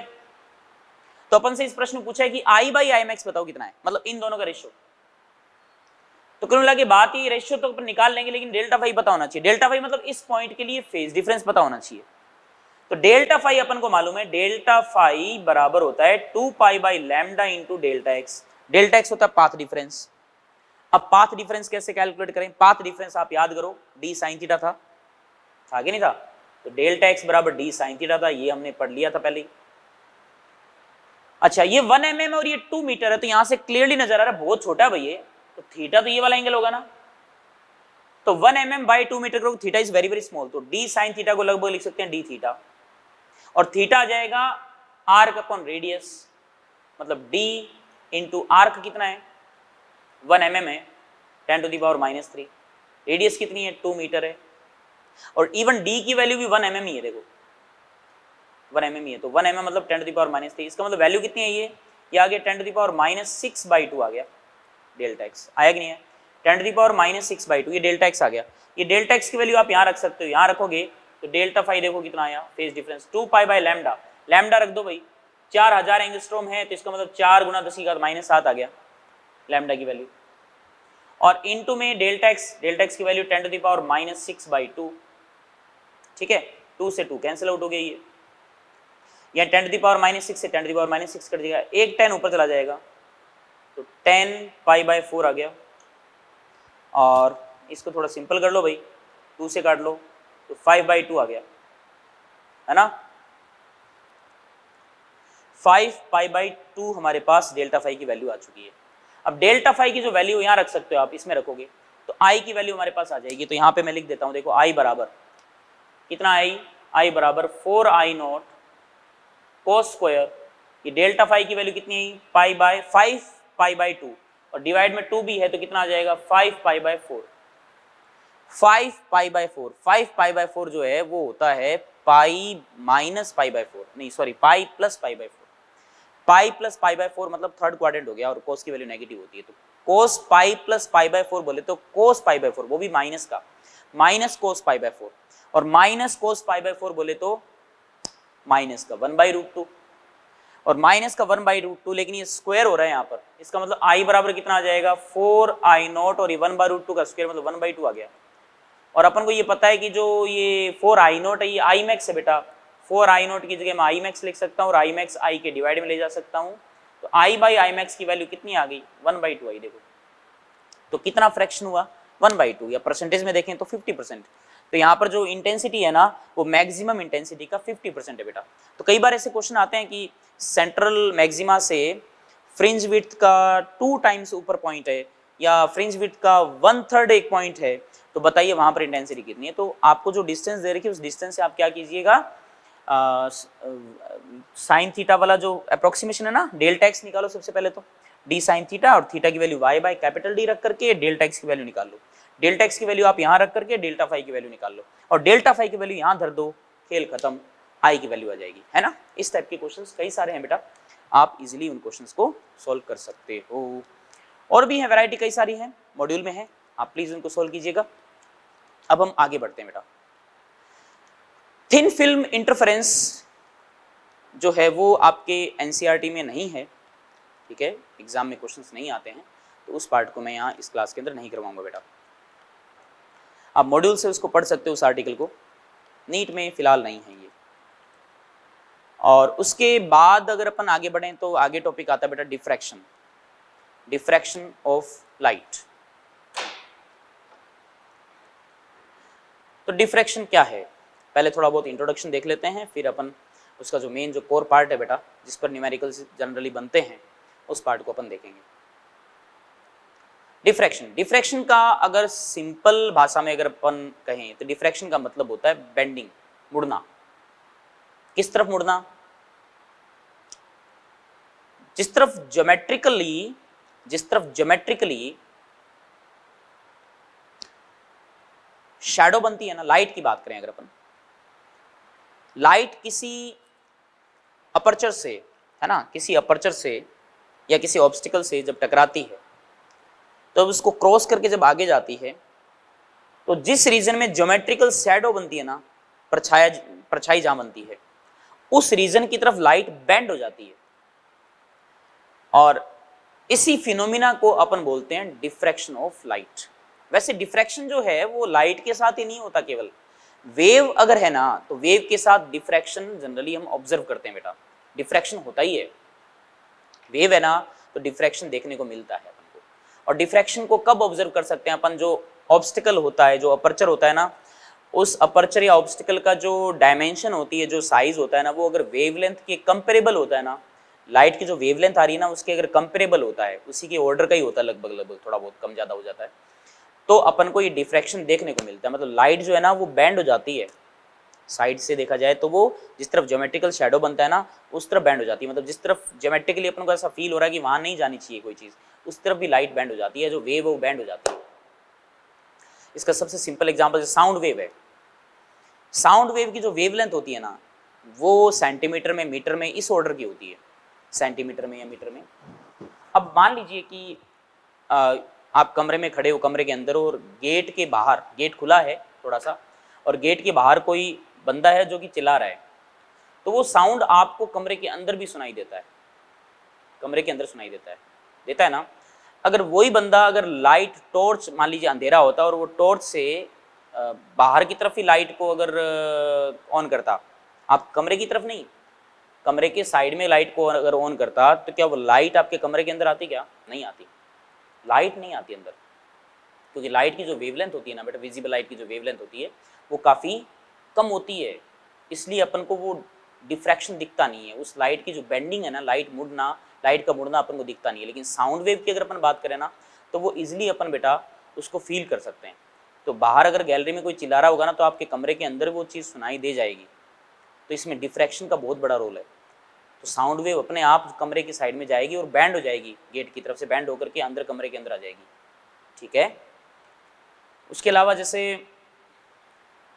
रेडियो वेव्स होती है ना, रेडियो वेव्स होती हैं, और रेडियो वेव्स की जो वेवलेंथ होती है ना, रेडियो वेव्स इलेक्ट्रोमैग्नेटिक वेव ही है, और उसकी जो वेवलेंथ है वो वेवलेंथ लगभग मीटर से भी बड़ी होती है वेवलेंथ। रेडियो वेव्स की वेवलेंथ जो होती है ना वो काफ़ी लार्ज होती है बेटा। इसका मतलब रेडियो वेव्स जो हैं वो इजीली बैंड हो सकती हैं, इजीली डिफ्रैक्ट हो सकती हैं, और ये बात सच है, सच्चाई है इसमें। कैसे? आप कमरे के अंदर मोबाइल लेके बैठे हो, कमरा हर तरफ से बंद है मान लो, थोड़ा बहुत भी खुला हुआ है, खिड़की थोड़ी सी खुली हुई मान लो, तो इलेक्ट्रोमैग्नेटिक वेव्स जो होती है ना वो बेटा कमरे के अंदर से, दीवार के अंदर से, मतलब विंडो के अंदर से मुड़ जाती हैं, मुड़ करके आपके मोबाइल तक पहुंच जाती है, सिग्नल आपको रिसीव हो जाता है, या आप नेटवर्क में आ जाते हो, नेटवर्क रेंज में आ जाते हो, ठीक है। तो इसमें भी डिफ्रैक्शन का बहुत बड़ा रोल है। डिफ्रैक्शन का रोल बेटा कम्युनिकेशन के अंदर है, बहुत बड़ा रोल है। तो अगर इलेक्ट्रोमैग्नेटिक वेव की जो वेवलेंथ है ना, अगर वो कंपेरेबल नहीं होती ना, विंडो के साइज की, घर के गेट के साइज के कंपेरेबल नहीं होती, तो सिग्नल को रिसीव करने में या सिग्नल को ट्रांसमिट करने में बड़ा जोर आता, नेटवर्क में बड़ी दिक्कत आ जाती कम्युनिकेशन के अंदर, ठीक है। तो डिफ्रैक्शन हर जगह हमें देखने को मिलता है और हेल्पफुल भी है, ठीक है। तो लाइट जो है, लाइट के केस में अपन यहाँ पे डिस्कस करने वाले, तो लाइट जब किसी ऑब्स्टिकल या अपर्चर पर गिरेगी ना, तो जिस तरफ ज्योमेट्रिकल शैडो बनता है ना उस तरफ लाइट बैंड हो जाती है, मुड़ जाती है बेटा। इसी फिनोमिना को ही अपन क्या बोलते हैं? डिफ्रैक्शन। हमारे सिलेबस में वैसे डिफ्रैक्शन दो टाइप का है, एक तो फ्रेनल और एक फ्रोनहोफर, ठीक है। फ्रेनल ने मैथमेटिकली इसको डील किया था, फ्रोनहोफर ने भी डील किया था, लेकिन फ्रेनल्स डिफ्रैक्शन बिट डिफिकल्ट है, बहुत डिफिकल्ट है बेटा उसको डील करना, उसमें मैथमेटिक्स बहुत धांसू लगती है। फ्रोनहोफर्स डिफ्रैक्शन जो है उसमें भी एक स्पेशल केस हमारे सिलेबस के अंदर है, सिंगल स्लिट डिफ्रैक्शन। उस पार्ट को अपन क्लास के अंदर डिस्कस करेंगे, ठीक है। और उसके रिगार्डिंग मतलब एग्जाम में क्वेश्चंस भी आते हैं, तो उसके कुछ एग्जांपल्स लेंगे अपन। बेसिकली यही है मोटा मोटा अगर देखें तो अपन, ठीक है। तो चलो अपन आगे बढ़ते हैं, डिफ्रैक्शन पे चलते हैं बेटा। कुछ शुरुआत में थोड़े बहुत जो डायग्राम एक दो मैं बनाऊंगा, और फिर फ्रेनल्स एंड फ्रोनहोफर्स डिफ्रैक्शन के बारे में थोड़ा बहुत हल्का फुल इंट्रोडक्टरी पार्ट जो वो देख लेंगे। उसके बाद जो सिंगल स्लिट जो डिफ्रैक्शन है उसको डिस्कस करेंगे बेटा, ठीक है। तो diffraction of light, when light beam incident on obstacles, apertures, then light bends towards geometrical shadow. This phenomena is called diffraction of light. तो यहाँ जैसे मैंने एक ओपेक सरफेस लिए, इसमें एक होल कर दिया, डायमेंशन इसका ए ले लो होल का, लाइट इस पे इंसिडेंट हो रही है। अगर हम रे ऑप्टिक्स को फॉलो करें तो अपन को मालूम है कि जो लाइट है वो सीधी जानी चाहिए और यहाँ पर उसी साइज का ही ब्राइट स्पॉट बन जाना चाहिए, है ना। अगर इसका साइज ए है ना होल का, तो उसी सेम साइज का यहाँ पर ब्राइट स्पॉट बनना चाहिए। बट अगर जो अपर्चर का जो साइज है ए, अगर वो वेवलेंथ, लाइट की वेवलेंथ के ऑर्डर का है या कंपेरेबल है उसके, तो अपन बेटा रिजल्ट जो देखते हैं, ऑब्जर्व करते हैं, उस रिजल्ट के अंदर अपन को स्क्रीन पर इससे थोड़ा बड़े साइज का ब्राइट स्पॉट नजर आता है, बड़ा साइज का, एंड इवन रिंग्स भी नजर आती हैं कुछ। वो रिंग्स यहाँ पर मैंने ड्रॉ नहीं कर रखी हैं, हालांकि उनकी जो इंटेंसिटी है वो काफ़ी कमज़ोर होती है, काफ़ी कम होती है, उसको आप इंक्लूड करो तो अच्छी बात है, नहीं करो तो भी अच्छी बात। लेकिन जो मैक्सिमा, जो सेंटर में जो ब्राइट स्पॉट अपन को नजर आता है, उसका साइज थोड़ा बड़ा हुआ दिखता है बेटा, थोड़ा बड़ा दिखता है अपन को। तो यहीं से ये क्लियर हो रहा है कि लाइट जो है यहाँ पर कहीं ना कहीं रे ऑप्टिक्स को फॉलो नहीं कर रही है, ज्योमेट्रिकल ऑप्टिक्स को फॉलो नहीं कर रही है। लाइट जो है वो बेंड हो रही है बेटा ज्योमेट्रिकल शैडो की तरफ, है ना। And this bending of light towards geometrical shadow is called diffraction of light, जो कि यहाँ पर नजर आ रहा है अपन को, ठीक है। यहाँ पर मैंने ऑब्स्टिकल ले लिया एक, उसका डायमेंशन भी उसी टाइप का ही है। तो ज्योमेट्रिकल ऑप्टिक्स को फॉलो करें तो लाइट रे सीधी जानी चाहिए, तो यहाँ पर जो शैडो बनेगी इसकी, डिस्क की जो शैडो बनेगी उसका साइज सेम होना चाहिए डिस्क का। लेकिन लाइट जो है ज्योमेट्रिकल शैडो की तरफ बैंड हो जाती है, इस तरफ बैंड हो जाएगी, तो यहाँ पर इसका साइज छोटा हो जाएगा। या आप ये कहोगे ऊपर की तरफ जो ब्राइट बन रहा था, ब्राइट रीजन जो बन रहा था, उसकी विड्थ जो है, उसका जो लेंथ है वो थोड़ी इंक्रीज हो जाएगी, इधर से भी थोड़ी इंक्रीज हो जाएगी, तो ऑटोमेटिकली जो शैडो है ना, वो शैडो रीजन थोड़ा सा डिक्रीज हो जाएगा। ये कब होता है? जब इनका साइज बेटा वेवलेंथ के ऑर्डर का हो, उसके कंपेरेबल हो, तभी अपने इस चीज को ऑब्जर्व कर पाते हैं। जैसे साउंड वेव का विंडो या डोर से डिफ्रैक्शन, या इलेक्ट्रोमैग्नेटिक वेव, रेडियो वेव्स का विंडो या डोर से डिफ्रैक्शन, ओके बेटा, बेंडिंग, जिससे अपन सिग्नल को रिसीव कर पाते हैं मोबाइल के अंदर बेटा, ठीक है। अब डिफ्रैक्शन में जो मैथमेटिकली जो स्टडी की थी सबसे पहले वो फ्रेनल ने की थी, वैसे ग्रीमाल्डी ने इसको ऑब्जर्व किया था, लेकिन फ्रेनल ने इसमें काफ़ी तगड़ी मेहनत की थी। तो दो टाइप का डिफ्रैक्शन है, एक तो फ्रेनल्स डिफ्रैक्शन, एक है फ्राउनहोफर्स डिफ्रैक्शन, ठीक है। इसको वैसे ही मैं बता दूं आपको। फ्रेनल्स डिफ्रैक्शन में जैसे यहाँ पर ये लाइट आ रही है ना, लाइट बीम आ रही है, यहाँ पे स्क्रीन है, यहाँ पर ये अपर्चर है, तो फ्रेनल्स डिफ्रैक्शन में ये जो डिस्टेंस है ना, ये सारी फाइनाइट होती है। फाइनाइट मतलब सोर्स, ठीक है, जैसे सोर्स रखा है यहाँ पर ये कार्डबोर्ड ले लिया आपने, इसमें होल कर दिया तो अपर्चर हो गया, यहाँ आपने स्क्रीन ले ली तो सोर्स, अपर्चर या ऑब्स्टिकल और स्क्रीन, इनके बीच की जो डिस्टेंस है ना वो फाइनाइट होती है। फाइनाइट डिस्टेंस का मतलब समझ रहे हो आप? फाइनाइट का मतलब ये हुआ कि जो लाइट रेज आ रही है ना वो तिरछी आ रही है, तो जो वेव फ्रंट बनेगा, जैसे पॉइंट सोर्स लिया, वेव फ्रंट कैसा बनेगा? स्फेरिकल बनेगा, ठीक है, और वो इससे क्रॉस करने के बाद ही उसका वो स्फेरिकल शेप ही रहेगा। या लाइन सोर्स भी ले सकते हो आप, स्लिट भी बना सकते हो। तो वेव फ्रंट का जो शेप है ना, एक चीज का ध्यान रखना, वो अपन कहें तो वो स्फेरिकल या सिलेंड्रिकल रहेगा, और डिस्टेंस कैसी होगी? फाइनाइट होगी। समझ रहे हो बात को? डिस्टेंस फाइनाइट होगी। फ्रेनल्स डिफ्रैक्शन में डिस्टेंस फाइनाइट होगी, सोर्स, ऑब्स्टिकल या अपर्चर और स्क्रीन के बीच की डिस्टेंस फाइनाइट होगी, और जो वेव फ्रंट बनेंगे ना वो वेव फ्रंट किस शेप के होंगे? Cylindrical, spherical. इतना सफिशिएंट है, याद रखना, ठीक है, इससे ज्यादा डीप में जाने की जरूरत नहीं है। तो फ्रेनल्स डिफ्रैक्शन जब भी अपन पढ़ते हैं ना तो फाइनाइट डिस्टेंस के लिए पढ़ते हैं, तो इसमें गुणा भाग ज्यादा होता है, कैलकुलेशन ज्यादा होती है, कैलकुलेटिव पार्ट होता है बेटा, ये हमारे सिलेबस में ही नहीं है। और नेक्स्ट वन है फ्राउनहोफर्स डिफ्रैक्शन। फ्राउनहोफर डिफ्रैक्शन में क्या है? सोर्स हो गया, ये अपर्चर हो गया, स्क्रीन हो गई, तो इनकी जो डिस्टेंस है ना ये इनफाइनाइट है। मेरी बात समझ रहे हो? लाइट और अपर्चर की डिस्टेंस इनफाइनाइट है। इनफाइनाइट का मतलब समझ रहे हो? जो लाइट आएगी ना वो फिर पैरेलल आएगी, पैरेलल बीम आएगी, और जब पैरेलल बीम आएगी तो फिर वो इनफाइनाइट की तरह अपन ट्रीट कर सकते हैं। अब आप सोच रहे हो कि सोर्स को इनफाइनाइट में रख दोगे तो एनर्जी वैसे ही डाउन हो जाएगी, लाइट पहुंच ही नहीं पाएगी, इंटेंसिटी बहुत कम हो जाएगी। तो इनफाइनाइट अपन बना सकते हैं कैसे? सोर्स को अपन लेंस के फोकस पे रख देंगे, तो लेंस के फोकस पे रखेंगे ना तो लेंस से जब लाइट रेज आएंगी वो पैरेलल हो जाएंगी। समझ रहे बात को? वो लाइट रेज पैरेलल हो जाएंगी, तो ऐसा लगेगा कि लाइट कहाँ से आ रही है? इन्फिनिटी से आ रही है। तो वो काम कर सकते हैं अपन यहाँ पर। और इस अपर्चर से निकलने के बाद क्या होगा? लाइट जो है आगे जाके मिलेगी स्क्रीन पर। अब स्क्रीन को चाहो तो बहुत ज्यादा डिस्टेंस में रख दो तो एज ए इनफाइनाइट की तरह अपन ट्रीट कर सकते हैं उसको।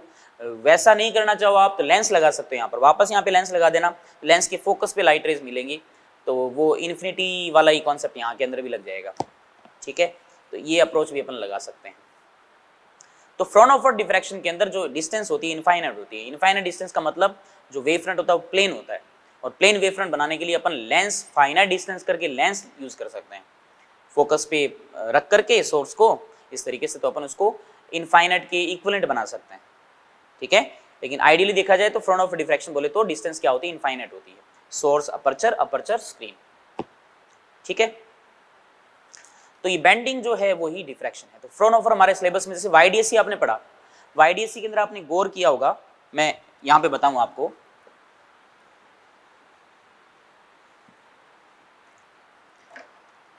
वाईडीएससी के अंदर बेटा अपन ने ये स्लिट ली थी, ये सोर्स लिया था, यहां पर लेंस लगाया था हमने, फिर वेव फ्रंट प्लेन आया था ना, जो एक्चुअल जो एडजस्टमेंट था वो कुछ ऐसा था, ये स्लिट्स थी S1 S2, है ना। तो यहां से फिर आपने देखा था कि जो वेव फ्रंट ऐसे बने थे, लाइट हर तरफ जा रही है, देखो जा रही है ना, हर तरफ जा रही है, देखो ये क्या चीज है, ये डिफ्रैक्शन ही तो है, डिफ्रैक्शन ही तो ये। तो लाइट जो है वो देखो बैंड हो रही है, यूं हर तरफ जा रही है, यूं लाइट फैल गई, इधर की तरफ फैल गई, क्योंकि लाइट को सीधा जाना था, लाइट को सीधा जाना था, लेकिन लाइट फैल गई ना, यहां से भी फैल गई बेटा, तो ये डिफ्रैक्शन है। अगर यहाँ पे साइज है ना, स्लिट का साइज अगर बड़ा कर देना, देखो ऐसे स्लिट का साइज अगर बड़ा कर दें, फिर क्या होगा, लाइट जो है ना वो ऐसे जाएगी, खाली सामने ब्राइट स्पॉट बन जाएगा, इसमें भी लाइट फिर ऐसे जाएगी, यूं, हमारी बात, फिर अपन को इंटरफेरेंस पैटर्न नजर नहीं आएगा। तो वाईडीएससी के अंदर डिफ्रैक्शन का रोल है बहुत बड़ा, डिफ्रैक्शन अगर नहीं होता तो फिर वो वाईडीएससी जो है अपन परफॉर्म ही नहीं कर पाते भाई, ठीक है। तो स्लिट जो है ना ये छोटी होती है, इतनी छोटी लेंगे, इनकी स्लिट है ना, स्लिट, ये तो स्लिट विड्थ, स्लिट सेपरेशन होता है, स्मॉल डी जो लेते हैं वो स्लिट सेपरेशन होता है। यहाँ पर जो स्लिट की जो विड्थ है ना, विड्थ ये चौड़ाई, ये बहुत ही कम होती है, इतनी कम होती है कि इसको एज ए सिंगल सोर्स की तरह अपने मानने लग जाते हैं। फिर इससे डिफ्रैक्शन होगा, लाइट इधर की तरफ सब तरफ बैंड हो जाएगी, यहां से भी लाइट जो है सब तरफ बैंड होगी, ठीक है, मुड़ जाती है, ओके। तो इनके बीच में फिर डिफ्रैक्शन होता है, और डिफ्रैक्शन होने के बाद फिर इनके बीच में इंटरफेरेंस होता है, एंड देन हमको स्क्रीन पर एक प्रॉपर पैटर्न से मैक्सिमा एंड मिनिमा मिलते हैं, जिनको अपन ब्राइट एंड डार्क फ्रिंज बोलते हैं बेटा, ठीक है। तो फ्राउनहोफर डिफ्रैक्शन की बात कर रहे थे अपन, तो फ्राउनहोफर डिफ्रैक्शन में डिस्टेंस इनफाइनाइट होती है, अपन लेंस लगा करके उसको सेटल कर सकते हैं। तो हमारे सिलेबस में फ्राउनहोफर डिफ्रैक्शन में भी एक पर्टिकुलर केस है जिसको अपन बोलेंगे diffraction from single slit, diffraction from single slit, okay. उस पार्ट को अपन देखते हैं, उसका जो मेन जो चीजें हैं ना बेटा, उनको अपन लिखेंगे और उन्हीं का अपन को ध्यान रखना है। Fraunhofer diffraction from single slit, slit जैसे वाईडीएससी के अंदर हमने बनाया ही था वैसे स्लिट लेनी है, लेकिन एक ही स्लिट, ये स्लिट दिख रही है आपको, ठीक है, मतलब कार्डबोर्ड है, उसके अंदर यूं कट लगा दिए यूं ब्लेड्स, तो सिंगल स्लिट बन गई, एक ही बनानी है। और स्लिट की जो विड्थ है ना वो है ए, और जो ए है ना वो लाइट की वेवलेंथ के कंपेरेबल होना चाहिए साइज, ये ध्यान रखना। तो यहां पर हम फ्राउनहोफर डिस्कस करने जा रहे हैं, फ्राउनहोफर डिफ्रैक्शन। तो लाइट रेज कैसे आ रही है, पैरेलल आ रही है बेटा, सोर्स कहां पर है, इन्फिनिटी पर है, पैरेलल आ रही है, ठीक है। अब इसको हम सेटल डाउन कर सकते हैं with the help of lens. तो अगर लेंस ले लें अपन और सोर्स को यहाँ पर एक फिक्स डिस्टेंस पे रख दें तो काम बन सकता है। तो सोर्स को अगर हम फोकस पे रख दें इसके, है ना, तो ये लाइट रेज देखो पैरेलल हो जाएंगी ऑटोमेटिकली, है ना। तो इसको पैरेलल बनाया जा सकता है with the help of lens. तो खैर कोई दिक्कत नहीं है, हमको इन्फिनिटी से दे रखा है, इन्फिनिटी से आ रही है रेज। ये वाले पार्ट में जो रेज आएंगी वो तो ओपेक सरफेस है, तो वो तो आगे इसको पार ही नहीं कर पाएंगी, इससे आगे क्रॉस नहीं कर पाएंगी। लेकिन जो ये अपर्चर दिख रहा है अपन को, स्लिट जो दिख रही है, इसमें से लाइट रे जो है वो आगे क्रॉस कर सकती है बेटा। तो ये लाइट रे का जो वेव फ्रंट है, इस वेव फ्रंट को आप थोड़ा गौर से देखिएगा। वेव फ्रंट में ड्रॉ कर देता हूं, देखो ये वेव फ्रंट पहुंच चुका है अपर्चर पर, ये वेव फ्रंट पहुंच चुका है ना। फिर फ्राउनहोफर ने क्या किया, देखो हाइगन की जो थ्योरी थी ना, उस थ्योरी को उसने अप्लाई किया। उसने कहा कि जो वेव फ्रंट है वो खुद सोर्स की तरह बिहेव करता है, और हमने ये सीखा है, हम ये जानते हैं कि जो वेव फ्रंट है उस पर कई सारे छोटे छोटे छोटे छोटे सेकेंडरी वेवलेट्स बना सकते हो, वो सोर्स बना सकते हो, उनसे भी वेव जनरेट होगी। तो उसने क्या किया, यहाँ पर बहुत सारे छोटे छोटे सोर्स बना दिए। ठीक है, ये जो स्लिट है ना, इस स्लिट का जो अपर एज है वो यहाँ पर है, अपर एंड जो यहाँ पर है, लोअर एंड यहाँ पर है बेटा। तो यहाँ पर छोटे छोटे सोर्स बना दिए, बहुत छोटे छोटे। अब आप ये कितने सोर्स बना सकते हो, जितना मन करे उतना बना सकते हो। ठीक है, तो S1, S2, S3, S4 ऐसे करके बहुत सारे सोर्स बनाए। अब इन सोर्स से वेव्स निकलेंगी, सेकेंडरी वेवलेट्स निकलेंगी। ठीक है, सेकेंडरी वेवलेट्स निकलेंगी, तो उनको मैं कुछ देखो ऐसे ड्रॉ कर रहा हूं। ये जो वेव निकल रही है ना, ये जो रे मैंने ड्रॉ की S1 से ड्रॉ की है, इसकी एक्चुअली में ये हमेशा इधर ही नहीं होगी, सब तरफ होगी बेटा, सब तरफ वेव जा रही है, इससे एनर्जी सब तरफ फैलेगी। S2 से भी सब तरफ एनर्जी फैलेगी, S3 से भी सब तरफ, लेकिन पीछे की तरफ नहीं, बैकवर्ड नहीं, फॉरवर्ड डायरेक्शन में। S3 से भी सब तरफ, S4 से भी सब तरफ। ठीक है, लेकिन मुझे स्क्रीन पर इस पॉइंट पे स्टडी करना है, इस पॉइंट पर। तो जब ये वेव्स S1, S2, S3 सबसे जो वेव्स आएंगी इस पॉइंट P पर, और ये पॉइंट P बहुत ज्यादा डिस्टेंस पर है, तो अगर लार्ज डिस्टेंस रखेंगे अपन, तो पॉइंट P पर जब ये रेज पहुंचेंगी ना, तो ऑलमोस्ट कैसे दिखेंगी, पैरेलल। तो ये S1, S2 है ना, S3, S4 ऐसे जितने भी वेव्स है ना बेटा, ये उस पॉइंट पर पैरेलल पहुंचेंगी। समझ में आ रही है बात, कुछ इस टाइप से। ये सारी की सारी वेव्स यहां पे पहुंचेंगी। चलो P यहां पे बना देता हूं थोड़ा, यहां पहुंचेंगी। तो फ्रोनहोफर ने क्या कहा कि ये जो जितनी भी वेव्स आ रही हैं, इन वेव्स का सुपरपोजिशन होगा। यहां पर क्या होगा, सुपरपोजिशन P पॉइंट पर, और सुपरपोजिशन के बाद में अपन को इनकी रिजल्टेंट जो भी इंटेंसिटी वो नजर आएगी। YDSC के अंदर सुपरपोजिशन हमने दो वेव्स के अंदर लिया था, और यहां पर सुपरपोजिशन लेंगे, वो कितनी सारी वेव्स है देखो, बहुत सारी वेव्स के सुपरपोजिशन के बाद में जो रिजल्ट मिलेगा। ठीक है, रिचर्ड फाइनमैन एक साइंटिस्ट थे, उन्होंने कहा था कि डिफ्रैक्शन को अगर देखा जाए तो प्रॉपरली आप नहीं बता सकते हो, लेकिन डिफ्रैक्शन आप ये कह सकते हो कि diffraction is some kind of interference. Interference दो के बीच में नहीं, इंटरफेरेंस मल्टीपल सोर्स के बीच में इंटरफेरेंस हो रहा है डिफ्रैक्शन के अंदर। ठीक है, तो डिफ्रैक्शन भी एक टाइप का इंटरफेरेंस है रिचर्ड फाइनमैन के अकॉर्डिंग, और वो इंटरफेरेंस किसके बीच में है, दो सोर्स के बीच में नहीं है, बहुत सारे मल्टीपल सोर्सेस के बीच में इंटरफेरेंस है। तो यहाँ पर जो ये वेव फ्रंट पहुंचा ना, इस वेव फ्रंट को मैंने कई सारे छोटे छोटे सोर्स में तोड़ दिया, और इन सोर्स से वेव्स आ रही हैं बेटा। ठीक है, और ये पैरेलल जाएंगी। P पॉइंट पे बात करें, P पॉइंट बहुत लार्ज डिस्टेंस पर बेटा, तो अगर आप इस स्लिट के सेंटर पॉइंट को कंसीडर करें, देखो सेंटर पॉइंट यहां पर है, तो सेंटर पॉइंट से अगर लाइन ड्रॉ करूं ये वाली, तो ये एंगुलर पोजीशन हो जाएगी, ये वाला एंगल थीटा मान सकते हैं, जैसे YDSC के अंदर लिया था ना, वैसे ये थीटा कंसीडर कर लिया मैंने। ठीक है, और इस स्लिट पर जो वेव फ्रंट पहुंचा, ये वेव फ्रंट है बेटा, ये पूरा वेव फ्रंट है। इस वेव फ्रंट का जो ऊपर वाला पॉइंट है ना, ऊपर वाला जो सोर्स है वो S1 है, और नीचे वाले सोर्स को कुछ भी नाम दे दो आप।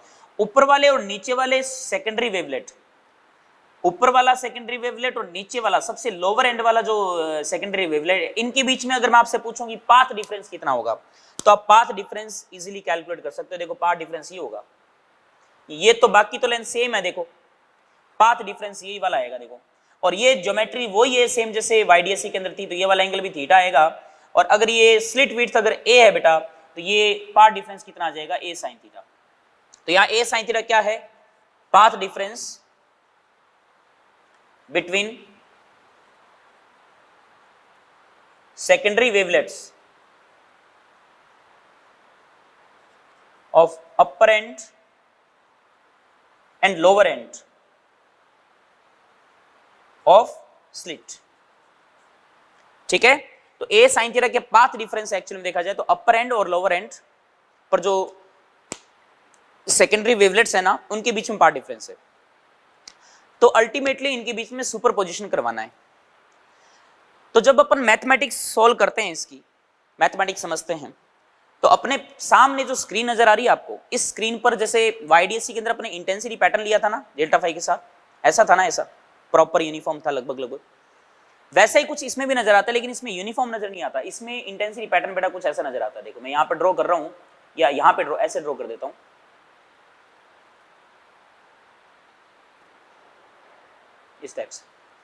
इस टाइप से अपन को इंटेंसिटी पैटर्न नजर आता है। ये इंटेंसिटी का ग्राफ है जो कि बनाना चाहिए ऐसे मुझे, लेकिन मैंने इसको घुमा दिया यहाँ पर, ठीक है। और इंटेंसिटी अपन को स्क्रीन पे कितनी मिलती है वो मैं यहाँ पे लिखने जा रहा हूँ। Intensity I is equal to, ये आपको याद रखना है बेटा, ये बहुत खास रिलेशन है, sign beta by 2 upon beta by 2 का होल स्क्वायर, बहुत ही खास रिलेशन है। इंटेंसिटी स्क्रीन पर अपन को इतनी मिलती है, I बराबर I not sign beta by 2 upon beta by 2 का whole square.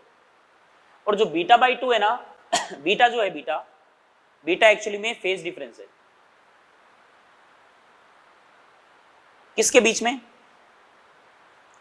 First and last secondary wavelets. मतलब फर्स्ट मतलब ये वाला और लास्ट मतलब ये वाला, first and last secondary wavelets के बीच में फेज डिफरेंस है बीटा। तो फर्स्ट एंड लास्ट वेवलेट्स के बीच में पार्ट डिफरेंस अपन को पता है, तो फेज डिफरेंस निकालना बड़ा आसान हो गया। बीटा बराबर कितना आ जाएगा, 2 पाई बाय लैम्डा, अरे फेज डिफरेंस बराबर 2 pi by lambda into delta X. Delta X की वैल्यू कितनी हो जाएगी, ए साइन थीटा, है ना। डेल्टा फाई बराबर 2 pi by lambda into delta X, delta phi तो बीटा हो गया 2 पाई बाय लैम्डा और डेल्टा एक्स की वैल्यू ए साइन थीटा, जो कि हमने अभी लिखी है। ये वाली वैल्यू अपन यहाँ रख सकते हैं बीटा बाई 2 की जगह। तो इंटेंसिटी हमारे पास यहाँ पर आ जाएगी I नॉट साइन, है ना, ये आ जाएगा बेटा पाई ए साइन थीटा बाय लैम्डा का होल, लैम्डा बटा में पाई ए साइन थीटा बाय लैम्डा इसका पूरे का होल स्क्वायर। ये इंटेंसिटी आ जाएगी बेटा, समझ में आ रही है बात, ये इंटेंसिटी आएगी। स्क्रीन पर ऐसी इंटेंसिटी अपन को देखने को मिलती है। और इसका जब ग्राफ प्लॉट करते हैं ना अपन थीटा के साथ, तो ग्राफ कुछ ऐसा बनता है, ठीक है। और इस ग्राफ में अगर आप देखो तो ये चीज दिख रही है आपको, ये वाला पार्ट, इसको बोलते हैं बेटा सेंट्रल मैक्सिमा। सेंट्रल मैक्सिमा की जो इंटेंसिटी है ना, ये मैक्सिमम जो इंटेंसिटी है वो I नोट है, कितनी है, I नोट। यहां पर ये दिख रहा है ये वाला पार्ट, ये मिनिमा है, ये भी मिनिमा है, नीचे वाला मिनिमा है। ये मिनिमा कौन सा, फर्स्ट ऑर्डर मिनिमा, n की वैल्यू 1, फर्स्ट ऑर्डर मिनिमा है ये भी फर्स्ट ऑर्डर मिनिमा है, नेगेटिव साइड में बस नीचे की तरफ है। फिर यहाँ पे मिनिमा और आएगा सेकंड ऑर्डर मिनिमा, ठीक है। इसको मैं आगे एक्सप्लेन करता हूँ आपको। तो डायग्राम एक बार वापस बनाया मैंने, वही सेम फोटो है, कोई बदलाव नहीं है उसमें। तो इसमें जो इंटेंसिटी का जो ग्राफ है ना, वो बड़ा अलग आता है। सेंटर पे जो है ना, हाइट इसकी ज़्यादा आती है, इंटेंसिटी ज़्यादा आती है। फिर मिनिमा आता है, इंटेंसिटी 0 मिलती है अपन को। फिर वापस मैक्सिमा आता है थोड़ा सा, फिर मिनिमा आता है, फिर एकदम ही खत्म सा हो जाता है लगभग, ठीक है। तो सबसे पहले अपन है ना इसमें सेंट्रल मैक्सिमा की बात करते हैं। जो सबसे जो ब्राइट स्पॉट होता है ना, जहां पर इंटेंसिटी मैक्स टू मैक्स मिलती है अपन को, वो सेंट्रल मैक्सिमा पे मिलती है। इसको सेंट्रल मैक्सिमा बोला जाता है, ठीक है। ये प्राइमरी मैक्सिमा एक तरीके से। तो सेंट्रल मैक्सिमा के लिए अगर मैं इस पॉइंट पे आ जाऊं, वो जो पी पॉइंट था ना, वो अगर यहाँ पे हो, तो ये जो वेव्स जो हैं वो सीधी आएंगी ना, सीधी आएंगी तो थीटा कितना हो जाएगा इस पॉइंट के लिए। अगर मैं इस पॉइंट पे स्टडी करूं तो थीटा कितना होगा, थीटा 0 हो जाएगा ना, क्योंकि वेव सीधी आएंगी, थीटा 0 हो जाएगा यहाँ पर, है कि नहीं है। तो थीटा यहाँ पर टेंड्स टू 0 है, आप ये कह सकते हो। और थीटा जब 0 हो तो बीटा को अगर आप गौर करें यहाँ पर, beta 2 pi by lambda into A sine theta. बेटा जब थीटा टेंड्स टू 0 होगा ना, तो सीधी सी बात है बीटा भी टेंड्स टू 0 होगा। बीटा भी बहुत छोटा होगा, समझ रहे हो, बीटा भी टेंड्स टू 0, बीटा भी बहुत छोटा होगा। और जब बीटा बहुत छोटा होगा ना, तो साइन बीटा बाई 2 की वैल्यू बीटा बाई 2 हो जाएगी। इसका मतलब यहां पर मैं लिख सकता हूं साइन बीटा बाई 2 लगभग किसके बराबर हो जाएगा, बीटा बाई 2 के। और जब sign beta by 2 beta by 2 के बराबर हो जाएगा, तो इंटेंसिटी I बराबर कितना आ जाएगा, I नॉट, ये sign beta by 2 upon beta by 2 का होल स्क्वायर, तो बीटा बाई 2 आ जाएगा ऊपर, नीचे भी बीटा बाई 2 होल स्क्वायर करेंगे, इससे कट गया, तो वैल्यू कितनी है, I नॉट के बराबर आई, आई ना। तो सेंट्रल मैक्सिमा पर इंटेंसिटी कितनी होती है, I नॉट होती है, जो कि मैक्सिमम होती है। अब सेंट्रल मैक्सिमा के आजू बाजू में अगर मैं आपसे कहूं कि सेंट्रल मैक्सिमा किस रीजन तक फैला हुआ है ना, उसकी स्प्रेडिंग कहां तक है, तो उसकी अगर बाउंड्री की बात करें तो बाउंड्री अपन बेटा मिनिमा से डिफाइन करेंगे, क्योंकि यहां पर जाते मिनिमा आ गया, यहां पर भी मिनिमा है, तो बाउंड्री मिनिमा से डिसाइड करेंगे। और मिनिमा का मतलब बोले तो इंटेंसिटी कितनी होगी, 0, है ना। तो अपन अब मिनिमा की बात करते हैं। मिनिमा बोले तो इंटेंसिटी कितनी, 0। इंटेंसिटी का फॉर्मूला हमारे पास यहां पर है, हमने लिखा हुआ है। तो ये 0 कब होगा, सोचो, ये 0 कब होगा, जब साइन बीटा बाई 2 की वैल्यू 0 होगी है ना, साइन बीटा बाई 2 की वैल्यू 0 हो जाए। और साइन बीटा बाई 2 की वैल्यू 0 कब होगी, जब बीटा बाई 2 की वैल्यू 0 हो जाए। खाली 0 ऐसा कोई जरूरत तो नहीं है। बीटा बाई 2 की वैल्यू क्या क्या हो सकती है, बीटा बाई 2 की वैल्यू 0 क्या रख सकता हूं क्या, नहीं, क्योंकि बीटा की वैल्यू 0 रखोगे तो सेंट्रल मैक्सिमा आ जाएगा। तो बीटा बाई 2 की वैल्यू 0 नहीं रखनी है अपन को, सो हमारी बात 0 नहीं रखनी है। इसके अलावा बोलो और क्या रख सकते हो, पाई, साइन पाई की वैल्यू 0 होती है, 0 नहीं रखनी है क्योंकि 0 पे सेंट्रल मैक्सिमा है। पाई, पाई ठीक है, 2 पाई ठीक है, 3 पाई ठीक है, 4 पाई ठीक है, समझ गए बात को। इस पैटर्न से आप ये वैल्यू रख सकते हो। मतलब मैं इसको अगर जनरल वे में लिखूं तो क्या ऐसा लिख सकता हूं, n पाई, और यहां पर n की वैल्यू नॉट इक्वल टू 0 है ना, बीटा बाई 2 की वैल्यू n पाई रख सकते हैं। और बीटा की वैल्यू हमें मालूम है बेटा कितनी है, 2 पाई a sine theta by lambda है ना, बीटा की वैल्यू, डिवाइड में 2 भी है, और बराबर यहां पे लिख दूंगा n पाई। यहां से देखो 2 से 2 कट गया, पाई से पाई कट जाएगा, और a साइन थीटा बराबर हमारे पास आ गया n लैम्डा, ठीक है, n लैम्डा। ये बहुत ही प्यारा सा रिलेशन आया है यहाँ पर। और यहाँ पर ध्यान रखना n की वैल्यू 0 से स्टार्ट नहीं करनी है, 1 2 3 4 5 जो भी है, या -1 -2 नीचे वालों के लिए। तो मतलब अगर आपको एंगुलर पोजीशन निकालनी है या थीटा निकालना है, ठीक है, मिनिमा के लिए, तो साइन थीटा बराबर n lambda by a। First minima की बात करें तो n की वैल्यू 1, तो साइन थीटा बराबर lambda by a। Second minima की बात करें तो लैम्डा n की वैल्यू 2 लैम्डा बाय a। समझ हमारी बात। तो यहां से बेटा एंगुलर पोजीशन आप इजीली फाइंड कर सकते हो, सिंपल क्वेश्चंस बन जाते हैं, ठीक है ना। अब अगर आपसे कोई कहे कि सेंट्रल मैक्सिमा की एंगुलर विड्थ कितनी है, सेंट्रल मैक्सिमा की एंगुलर विड्थ, आप सोच सकते हो, देखो फर्स्ट मिनिमा और ये फर्स्ट मिनिमा नीचे, ये वाला एंगल अपन निकाल सकते हैं, ये वाला एंगल भी निकाल सकते हैं ना। तो ये जो टोटल एंगल होगा ये एंगुलर विड्थ हो जाएगी, नहीं हो जाएगी क्या। तो यहां पर अगर आपसे कोई कहे angular width of central maxima, central maxima की बाउंड्री क्या है, फर्स्ट मिनिमा है ना, फर्स्ट मिनिमा बोले तो n बराबर 1, n बराबर 1 रख देंगे तो साइन थीटा बराबर लैम्डा बाई आ गया, तो थीटा बराबर साइन इनवर्स लैम्डा बाई। इसका मतलब angular width of central maxima is 2 into में sine inverse lambda by. This is the angular width of central maxima, angular width of central maxima, क्योंकि central maxima का आधा part तो ऊपर है और आधा पार्ट नीचे है ना, तो डबल एंगल लेना पड़ेगा ये।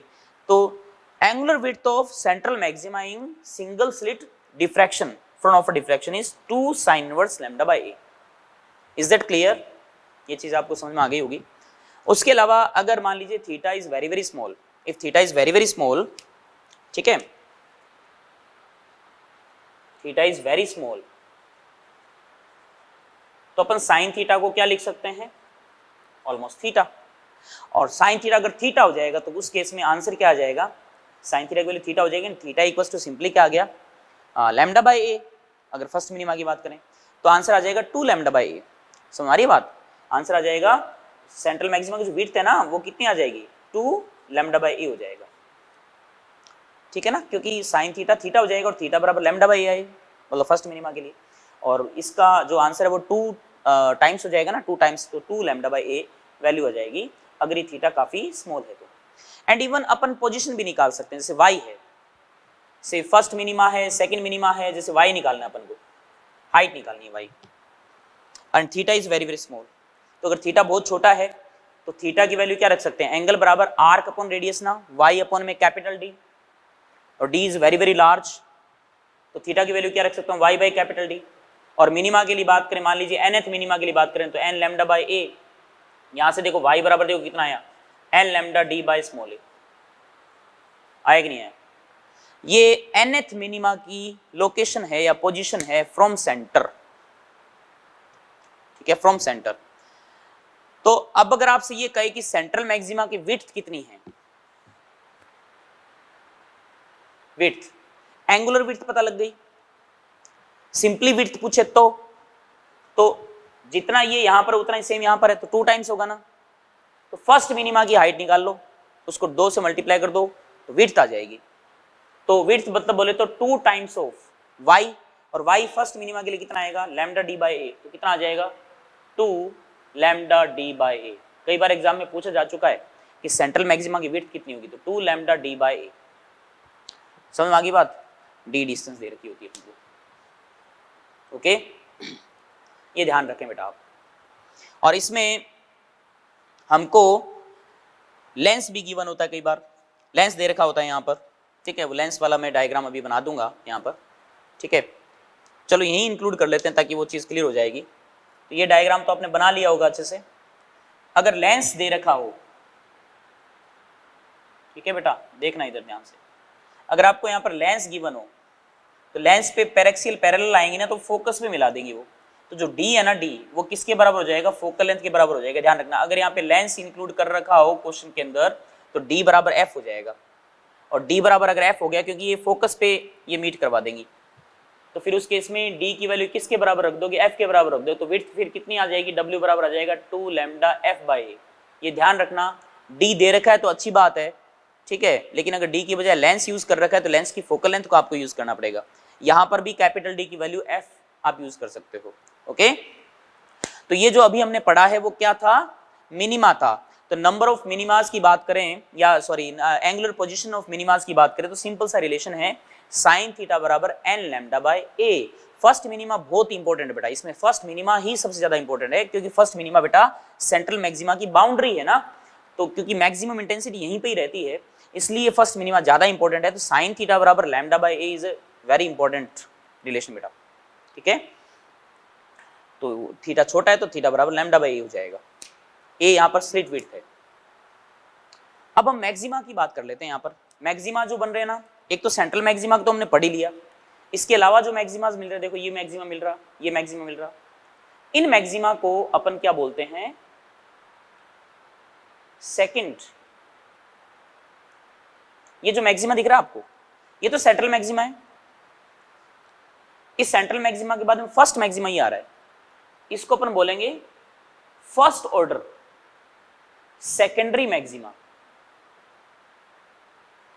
ठीक है। ये फर्स्ट ऑर्डर सेकेंडरी मैक्सिमा, यहां मैक्सिमा दिख रहा है, ये सेकंड ऑर्डर, ये तो फर्स्ट ऑर्डर था, सेकेंडरी मैक्सिमा, ये सेकंड ऑर्डर सेकेंडरी मैक्सिमा है। इसके अगला जो आएगा ना, वो थर्ड ऑर्डर सेकेंडरी मैक्सिमा होगा। सेकेंडरी मैक्सिमा क्यों बोला जाता है, क्योंकि प्राइमरी जो मैक्सिमा यही है बेटा, सेंट्रल मैक्सिमा ही है, इसलिए उनको सेकेंडरी मैक्सिमा जो बोला जाता है, उनकी इंटेंसिटी बहुत ही कम होती है। तो ये first order secondary maxima, second order secondary maxima, similarly first order secondary maxima, second order secondary maxima. अब इनकी पोजीशन देख लेते हैं मैक्सिमास की, तो इसको मैं यहां वाले पार्ट को रब कर रहा हूं बेटा।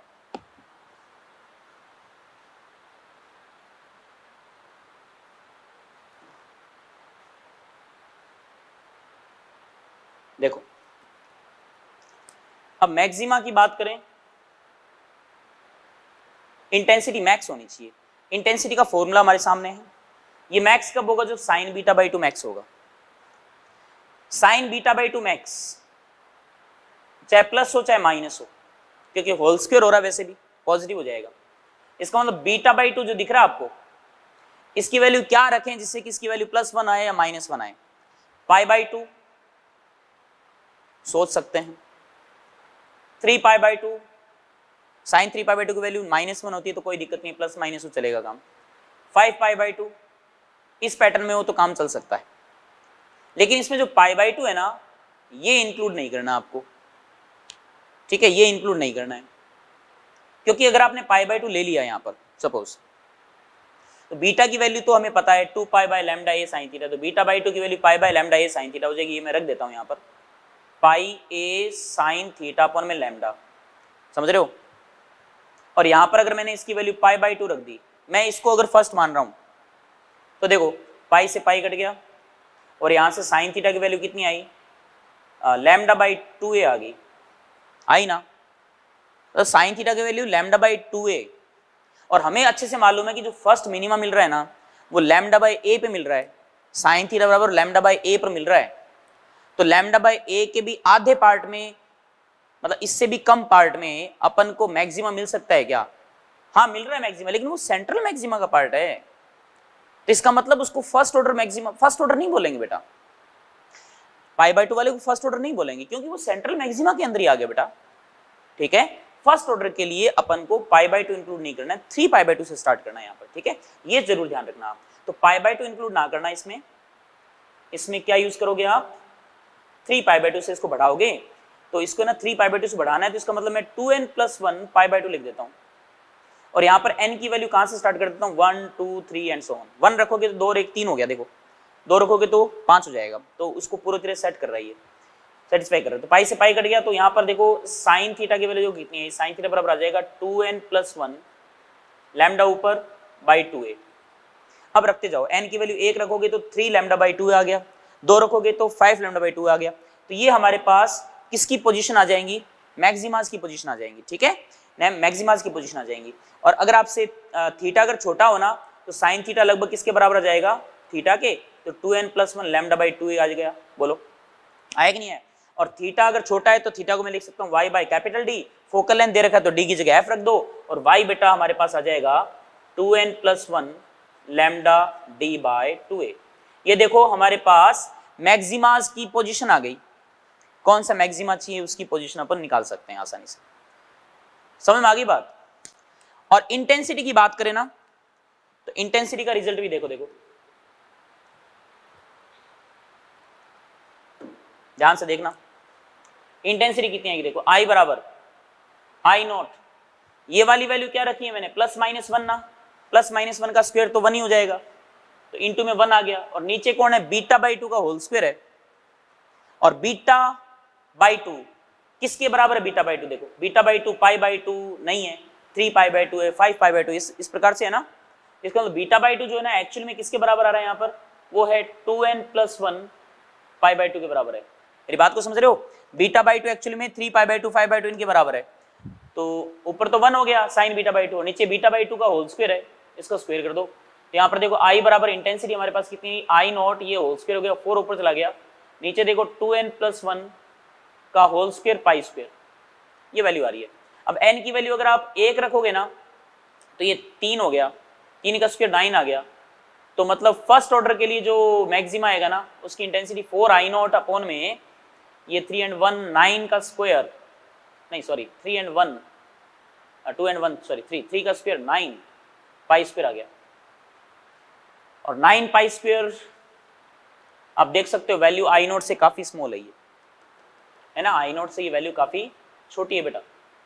फिर अगर दूसरे के लिए बात करेंगे तो 2 दूनी 4 और 1 5, ठीक है, और 5 का स्क्वायर 25 हो जाएगा, तो 4I0 अपॉन में 25 पाई स्क्वायर।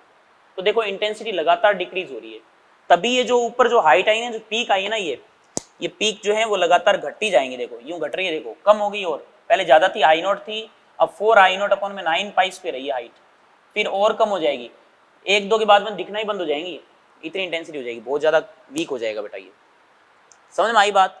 तो सेंट्रल मैक्सिमा, ठीक है, मिनिमास, लोकेशन पोजीशन ऑफ मिनिमास, फिर जो first order, second order, third order जो सेकेंडरी मैक्सिमास है इनकी लोकेशन आपको मालूम होनी चाहिए। कैपिटल डी डिस्टेंस दे रखी है बेटा, तो कैपिटल डी को यूज कर सकते हो, लेंस दे रखा है तो फोकल लेंथ आप यूज कर सकते हो। सेंट्रल मैक्सिमा की जो विड्थ है वो मैंने आपको बता दी थी, वो आप रख सकते हो। इन्हीं पर ही बेस्ड बेटा क्वेश्चंस आते हैं एग्जाम में, ठीक है। ये था सिंगल स्लिट डिफ्रैक्शन, और इसमें मेन क्या चीज है, सेंट्रल मैक्सिमा मेन होता है बेटा, कि मोस्ट ऑफ जो लाइट है वो यही मिलती है अपन को। अगर इस सिंगल स्लिट की बजाय एक सर्कुलर होल लिया जाता, सर्कुलर होल लिया जाता, तो फिर साइन थीटा की वैल्यू कितनी आती, ठीक है, थीटा की वैल्यू मतलब मिनिमा के लिए, फर्स्ट मिनिमा के लिए क्या वैल्यू आती, तो वो अपन एक रिलेशन लिखेंगे आगे, और कुछ नहीं है ज्यादा। बाकी इसके कुछ एग्जांपल्स देखते हैं बेटा, ठीक है। फ्राउनहोफर सिंगल स्लिट जब ली थी ना हमने, तो सामने जो इंटेंसिटी पैटर्न मिला था ऐसे करके, स्लिट के कारण सामने जो अपन को स्क्रीन पे जो फ्रिंज दिखेंगी ना वो स्ट्रेट लाइन दिखेगी, सेंटर वाली जो बड़ी सारी पट्टी दिखेगी, फिर बाद में पतले पतले से मतलब हल्की फुल्की दिखेंगी क्योंकि इंटेंसिटी इनकी डाउन हो जाती है। सर्कुलर अपर्चर लें अगर अपन, सर्कुलर एक होल ले लिया, इसका जो विड्थ है डायमीटर जो ए है, तो आपको सामने जो फ्रिंज दिखेगी ना वो एक डिस्क दिखेगी गोल गोल, और ये पूरा जो दिख रहा है ना आपको रेड वाला जो सेंटर वाला पार्ट है, ये सेंट्रल मैक्सिमा है। सेंट्रल मैक्सिमा की जो बाउंड्री है ना वो मिनिमा होती है, फर्स्ट मिनिमा, और फर्स्ट मिनिमा के लिए जो एंगुलर पोजीशन थीटा है ना, साइन थीटा बराबर 1.22 लैम्डा बाय ए के बराबर होता है। जैसे सिंगल स्लिट में क्या था, साइन थीटा बराबर लैम्डा बाय ए था फर्स्ट मिनिमा के लिए, वैसे साइन थीटा बराबर एन लैम्डा बाय ए था ना, एन की वैल्यू 1 रख दोगे तो साइन थीटा बराबर लैम्डा बाय ए हो जाएगा, तो साइन थीटा बराबर लैम्डा बाय ए। लेकिन इसमें सर्कुलर अपर्चर वाले केस के अंदर साइन थीटा 1.22 लैम्डा बाय ए के बराबर होता है। इसका मतलब अगर अपने ये सर्कुलर की बजाय कुछ और शेप लेंगे तो भी 1.22 की बजाय कोई और क्वांटिटी आ जाएगी। लेकिन रफली अगर अपने कोई भी अपर्चर लेते हैं ना तो साइन थीटा की वैल्यू अपन रफली लैम्डा बाय ए के बराबर बोल सकते हैं। हाँ थोड़ा बहुत फर्क होता है हल्का फुल्का, 1.22 है ना, 1.45 या जो भी है, हल्का फुल्का चेंज आते हैं, लेकिन रफली इसी ऑर्डर का होता है। ठीक है, तो चलो आगे एक दो न्यूमेरिकल करें बेटा अपन जल्दी जल्दी। आइए बेटा कुछ बेसिक एग्जांपल्स हैं, फटाफट इनको देखते हैं। आप पॉज कर लेना वीडियो और इनको ट्राई करना का इनको सॉल्व करने का ट्राई करना बेटा। देखो first example, light of wavelength lambda is incident on a slit of width d दे रखी है, लैम्डा दे रखा है, the resulting diffraction pattern observed on a screen at a distance capital d. ठीक है, then linear width of the principal maxima मतलब central maxima, principal maxima is then equal to the width of the slit. ये कह रहा है principal maxima की जो width है ना वो स्लिट विड्थ के बराबर है। अपन को मालूम है प्रिंसिपल मैक्सिमा की जो विड्थ आई थी हमारे पास, याद करो 2 lambda capital D by small D I थी, और ये कह रहा है ये विड्थ जो है वो किसके बराबर है, डी के बराबर है, स्लिट विड्थ के बराबर है। तो बताइए कैपिटल डी कितना है, तो कैपिटल सिंपल हो गया, कैपिटल डी बराबर डी को ले जाइए डी स्क्वायर बाय 2 लैम्डा, खत्म। देखो आ गया, सिंपल है ना। नेक्स्ट क्वेश्चन देखो, light of wavelength 2 × 10⁻³ metre, lambda given है, falls on a slit of width 4 × 10⁻³ metre, मतलब स्लिट विड्थ भी दे रखी है। The angular dispersion of the central maxima will be, मतलब एंगुलर विड्थ निकालनी है अपन को सेंट्रल मैक्सिमा की। आप याद करें एंगुलर विड्थ कितनी होगी, एंगुलर विड्थ आएगी 2 × थीटा, और सेंट्रल मैक्सिमा के लिए अपन फर्स्ट मिनिमा को रेफरेंस लेते हैं क्योंकि मिनिमा बाउंड्री होता है उसका। फर्स्ट मिनिमा के लिए साइन थीटा कितना होगा आपको मालूम होना चाहिए, लैम्डा बाय ए ना, या लैम्डा की वैल्यू 2 × 10⁻³ है, ए की वैल्यू 4 × 10⁻³ है, रखोगे तो 1/2 आ जाएगा, आएगा ना 1/2। यहाँ से थीटा की वैल्यू कितनी आ गई 30 डिग्री, है ना, थीटा 30 डिग्री फर्स्ट मिनिमा के लिए है। इसका मतलब उतना उतना एंगल नीचे भी होगा, इसका मतलब एंगुलर जो विड्थ आई इसकी, एंगुलर डिस्पर्जन कह सकते हो, एंगुलर जो विड्थ आई वो कितनी आएगी 2 टाइम्स ऑफ 30 मतलब 60 डिग्री। तो आंसर कितना आ जाएगा इसका 60 डिग्री, बोलो बोलो बोलो, डबल हो जाएगा ना। नेक्स्ट क्वेश्चन देखो, in Fraunhofer diffraction experiment at a single slit using a light of wavelength 400 nanometre the first minima is formed at an angle of 30 degree. कह रहा है कि 30 डिग्री पर फर्स्ट मिनिमा हमें मिलता है, मतलब फर्स्ट मिनिमा के लिए साइन थीटा बराबर लैम्डा बाय ए है, और थीटा की वैल्यू यहाँ पर कितनी है 30 डिग्री, ये लिख लेते हैं। चलो अब ये कह रहा है the direction theta of the first maxima is given by, maxima के लिए अपन बात करें तो साइन थीटा बराबर 2n + 1 लैम्डा बाय 2a था। इसका मतलब n की वैल्यू 1 रखोगे तो आप याद करो कितना आएगा 3 लैम्डा बाय 2a के बराबर आ जाएगा ना, 3 लैम्डा बाय 2a।